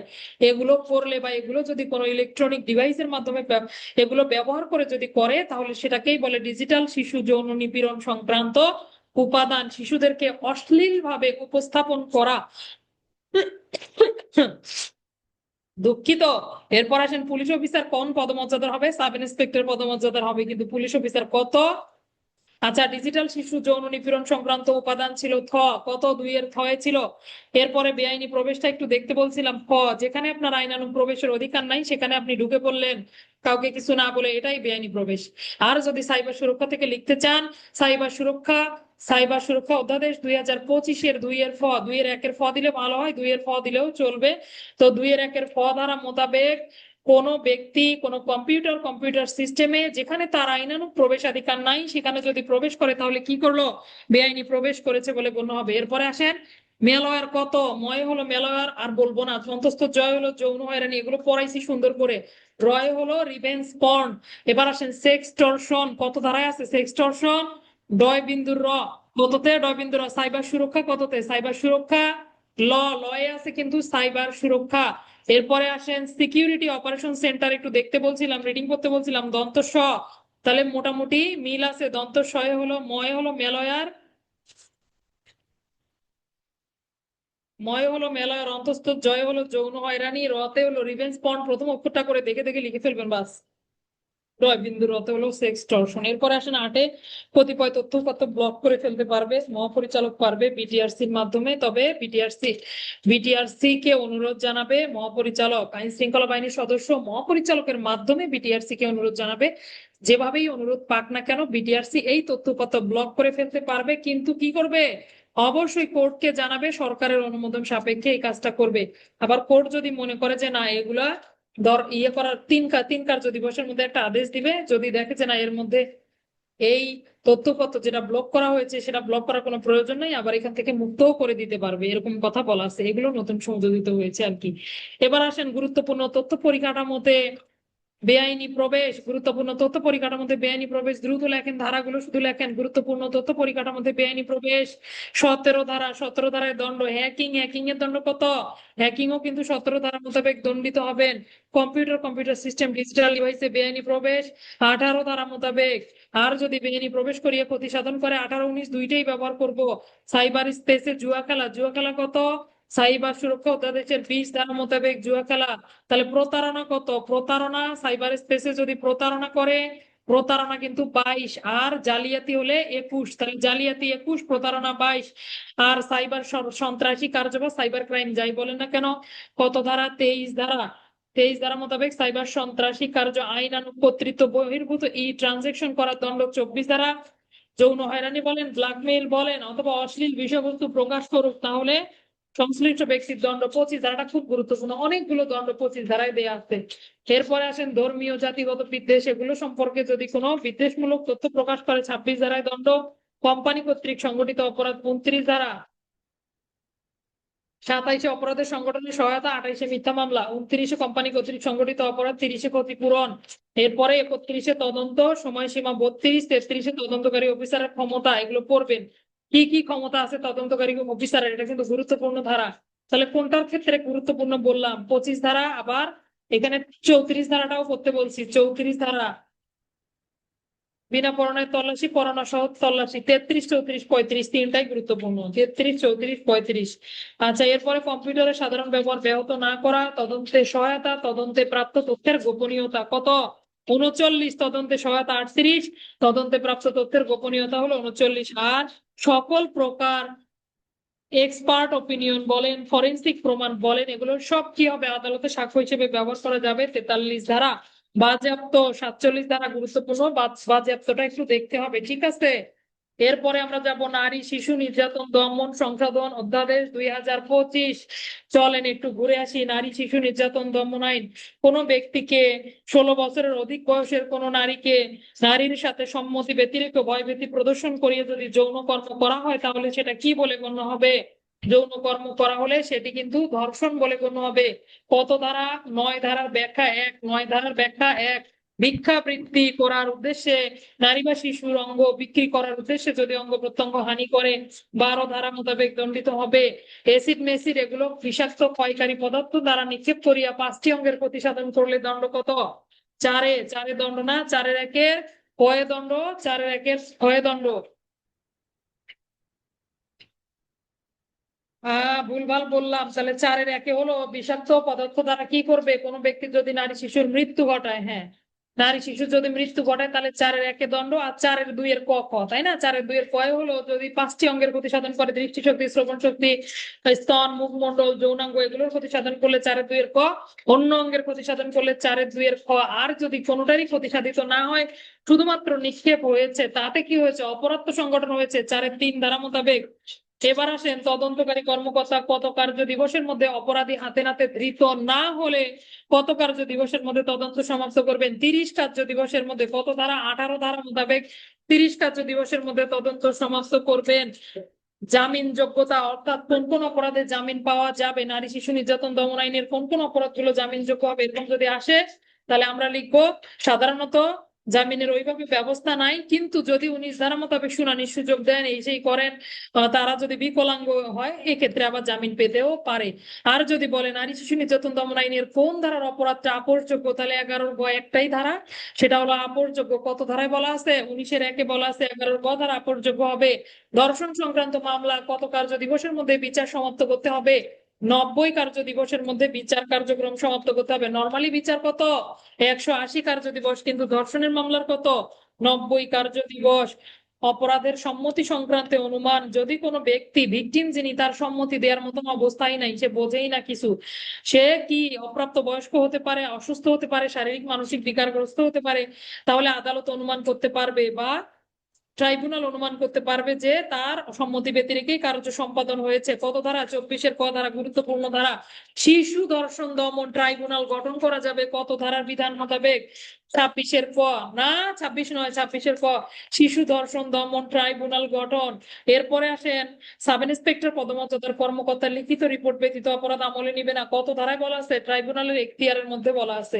আচ্ছা, কোন কোন ক্ষেত্রে কি করা যায়? কোন ক্ষেত্রে একবার সাক্ষ্য প্রদানের পর সংশ্লিষ্ট সাক্ষীদের পুনরায় সাক্ষ্য গ্রহণ করার সুযোগ রয়েছে? তাহলে কি হয়ে গেলে বিচারক যদি বদলি হয়ে চলে যায়, তাই না? তাহলে বিচারক বদলি হয়ে চলে গেলে তার স্থলাভিষিক্ত যে বিচারক থাকবেন, ট্রাইব্যুনালের বিচারক, তিনি, হ্যাঁ রাইট, 20-এর 5, তাহলে তিনি আবার নতুন করে তাদের সাক্ষ্য গ্রহণ করতে পারবেন বা পূর্ণ সাক্ষ্যগুলো রাখতে চাইলে সেটাও তিনি পারবেন। আচ্ছা, এরপরে আসেন মৃত্যুদণ্ডের অনুমোদন। ফৌজদারি কার্যবিধি আইনের কত ধারা মোতাবেক মৃত্যুদণ্ডের অনুমোদন হবে? 374 ধারা। আর নারী শিশু নির্যাতন দমন অধ্যাদেশের কত? 29 ধারা মোতাবেক কি হবে? মৃত্যুদণ্ডের অনুমোদন হবে। কত হাজার হাজার এমসিকিউ যে আপনাদেরকে ক্লাসে পড়াইছি, আপনারা তো পড়েন না, পড়ালেখা করলে না পারা যায়? পারা যায় না? খালি দুইজন একজনের মেসেজেই দেখতে পাই, যাদেরকে গালি দেই তাদেরই মেসেজ দেখতে পাই, আর যাদেরকে গালি দেই না তাদের তো মেসেজ দেখতে পারি না। তাহলে কি গালি দেওয়া কি ঔষধ নাকি? এরকমই তো মনে হচ্ছে। অভিযুক্ত ব্যক্তি এবং অপরাধের ভিকটিমের ডিঅক্সি রাইবোন নিউক্লিক অ্যাসিড পরীক্ষা বা ডিএনএ পরীক্ষা বাধ্যতামূলক কিনা? অবশ্যই বাধ্যতামূলক। কত ধারা? 32-এর ক ধারা মোতাবেক তাদের পরীক্ষাগুলো বাধ্যতামূলক। আর কিছু কিছু লোক আছে যাদের নাম বলবো না, তারা বলে কি যে স্যার কি বলে বলুক, আমি লিখবোই না, কোনোভাবেই লিখবো না। ক্লাসের শেষে গল্প শোনাবো আপনাদেরকে, সবাই থাকবেন, ঠিক আছে? এরপর আসেন সাক্ষী এবং ভিকটিমের সুরক্ষা ভাতা কত? 32-এর খ। তাহলে নারী শিশু শেষ করলাম আমরা, সাইবার সুরক্ষা অধ্যাদেশ শেষ করলাম। এবার আসেন অন্য আরেকটা আইন থেকে একটু ঘুরে আসি। গুরুত্বপূর্ণ আইনগুলো তো বাদ দিয়ে গেছিলাম গত ক্লাসে, ছোট ছোট আইনগুলো একটা ক্লাসে রিভিশন দিয়ে দিছিলাম।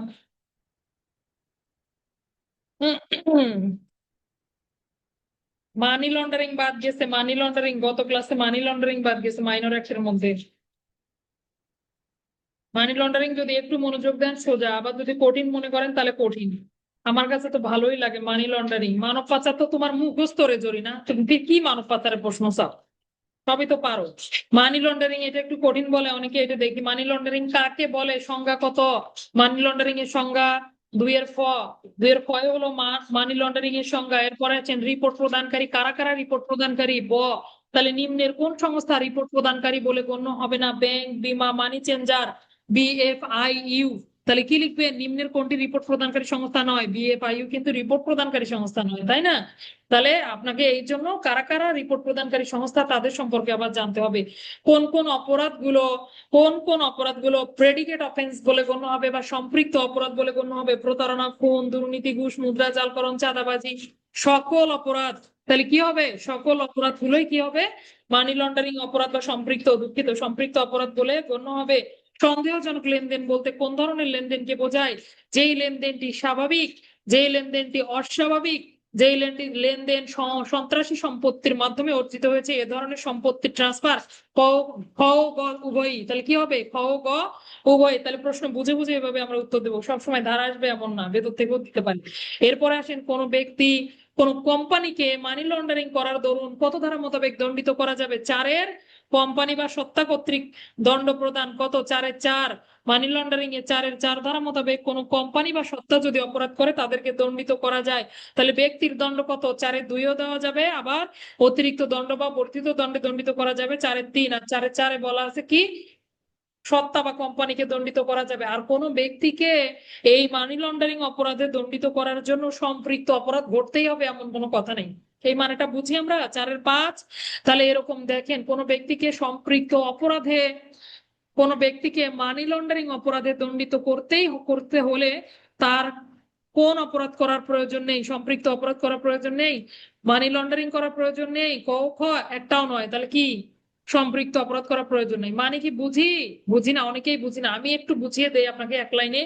সেটা হলো, দেখেন সম্পৃক্ত অপরাধগুলো কি কি পেলাম আমরা: দুর্নীতি, ঘুষ, দলিল দস্তাবেজ জালকরণ, যত অপরাধ আপনি সম্পৃক্ত অপরাধে নিতে পারবেন যদি সেখান থেকে টাকার কোনো লেনদেন অনুষ্ঠিত হয়। তাহলে আপনি প্রতারণাও করলেন না, চাঁদাবাজিও করলেন না, কিছুই করলেন না, কিন্তু আপনার একটা লিগাল টাকা, ভালো টাকা আপনি বিদেশের অ্যাকাউন্টে অবৈধভাবে ট্রান্সফার করলেন। তাহলে আপনি কি সম্পৃক্ত অপরাধ করছেন? করেন নাই, কিন্তু কি হয়েছে? মানি লন্ডারিং হয়নি? মানি লন্ডারিং কিন্তু ঠিকই অনুষ্ঠিত হয়েছে। এটাই বলছে যে মানি লন্ডারিং অপরাধ ঘটতে গেলে যে আপনার সম্পৃক্ত অপরাধ হতেই হবে এমন কোনো কথা নাই। এটা অনেকে আমরা বুঝি না, তাই বুঝিয়ে দিলাম। ঠিক আছে, ধন্যবাদ। এরপরে আসেন স্পেশাল জজ কর্তৃক এটা বিচারযোগ্য হবে। বিচার করতে পারবে কে?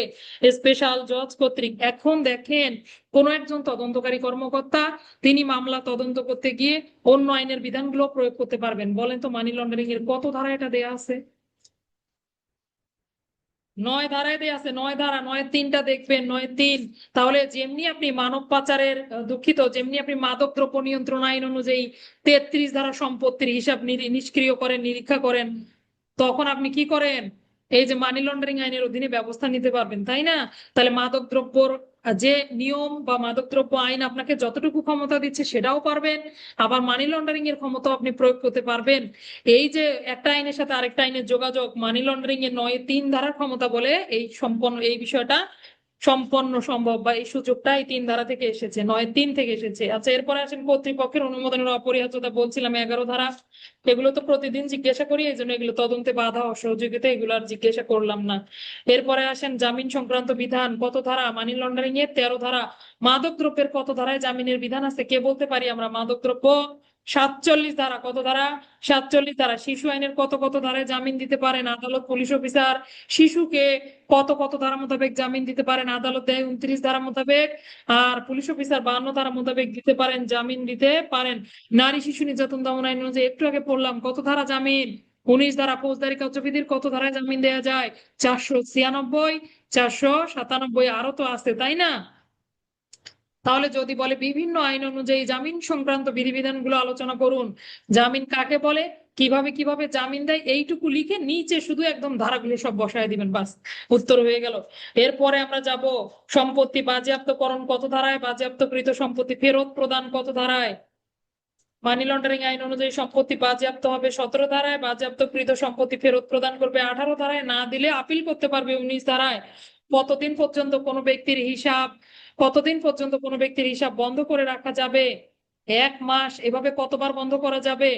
এভাবে 7বার বন্ধ করার নির্দেশ দিতে পারবে। কে নির্দেশ দিতে পারবে? বিয়ে, এগুলোই শুধু এমসিকিউ এখানে, এত বেশি দেখি না। আর সকল আপিল টাপিল এগুলো যাই পাবেন না কেন 30 দিনের মধ্যে, কতদিন? 30 দিনের মধ্যে আপিল করবে। কোথায় আপিল করবে? হাইকোর্ট বিভাগে আপিল করবে, ঠিক আছে। আর রিপোর্ট প্রদানকারী সংস্থা কতদিন পর্যন্ত তথ্যগুলো কি করবে? রক্ষণাবেক্ষণ করবে। 5 বছর পর্যন্ত তথ্যগুলো রক্ষণাবেক্ষণ করে রাখতে পারবে। শিশু আইন, শিশু আইনে আসি, একটু দেখি, সেদিন তো ভুলে গেছিলাম শিশু আইন। শিশু আইনে আসেন, প্রবেশন কর্মকর্তার দায়িত্ব কত ধারা? আর শিশু আইনে প্রবেশন কর্মকর্তার দায়িত্ব, দায়িত্ব রে, দায়িত্ব কত ধারা? 6 ধারা মোতাবেক প্রবেশন কর্মকর্তার দায়িত্ব 5-এ নিয়োগ পাবে। আর পুলিশ কর্মকর্তা, শিশু বিষয়ক পুলিশ কর্মকর্তার দায়িত্ব কত ধারা? 13 ধারা মোতাবেক শিশু বিষয়ক, দুঃখিত, 14 ধারা। তাহলে 13 ধারায় পুলিশ, শিশু বিষয়ক পুলিশ কর্মকর্তা একজন থাকবেন। এবং প্রত্যেক থানায় স্বরাষ্ট্র মন্ত্রণালয়, কোন মন্ত্রণালয়ের অধীনে? স্বরাষ্ট্র মন্ত্রণালয়ের অধীনে একটি শিশু বিষয়ক ডেস্ক থাকবে, এবং সেখানে একজন দায়িত্বপ্রাপ্ত কর্মকর্তা থাকবে। নারী হলে অগ্রাধিকার পাবে না। 14 ধারায় তাদের দায়িত্ব। শিশু আদালতের আসন বিন্যাস সংক্রান্ত বিধিবিধান কত ধারা? শিশু আদালতের আসন বিন্যাস সংক্রান্ত বিধিবিধান, আসন বিন্যাস কিভাবে হবে? 19 ধারার বিধান মোতাবেক আসন বিন্যাস হবে। শিশুর বয়স অনুমান নির্ধারণ, শিশুর বয়স অনুমান নির্ধারণ কত ধারা?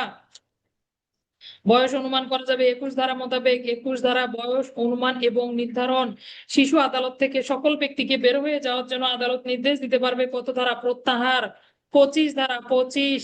শিশুকে সামাজিক অনুসন্ধান প্রতিবেদন কত ধারা মোতাবেক তৈরি করতে হয়? সামাজিক অনুসন্ধান প্রতিবেদন 31 ধারা মোতাবেক দেয়। কত দিনের মধ্যে? 7 কি লিখতেছেন, হ্যাঁ? 21 দিনের মধ্যে সামাজিক অনুসন্ধান প্রতিবেদন দাখিল করতে হবে। কে দাখিল করবেন? প্রবেশন কর্মকর্তা। কে? প্রবেশন কর্মকর্তা দাখিল করবেন। প্রবেশন কর্মকর্তা এবং পুলিশ অফিসারের বিরুদ্ধে ব্যবস্থা গ্রহণ করা যাবে কত ধারা মোতাবেক? শিশু আইনের 22-এর 5 ধারা মোতাবেক। তারা যদি দায়িত্ব অবহেলা করেন 22-এর 5 ধারা মোতাবেক। শিশু আদালত কি কি আটক আদেশ দিতে পারবে না? শিশুকে আরো কি কি করতে পারবে না? মৃত্যুদণ্ড, যাবজ্জীবন কারাদণ্ড এগুলো দিতে পারবে না। কত ধারা? 33 ধারা। 34 ধারাটাও আছে সঙ্গে, ঠিক আছে। কোন কোন ক্ষেত্রে দেয়া যাবে? বিচারের ফলাফল কত কার্য দিবসের মধ্যে অবগত করতে হবে? 7 কার্য দিবসের মধ্যে বিচারের ফলাফল অবগত করতে হবে। শিশুকে গ্রেপ্তারের সময় হাত করা, মরা এগুলো পড়ানো যাবে না। কত ধারার বিধান? 9 বছরের কম বয়স্ক শিশুকে গ্রেপ্তারই করা যাবে না। কত ধারা? 44 ধারায় গ্রেপ্তার সংক্রান্ত বিধিবিধান। বিকল্প পন্থা কত ধারায়? 48। উল্টায়া দিলে কি হবে? বিকল্প পরিচর্যা 84, তাই না?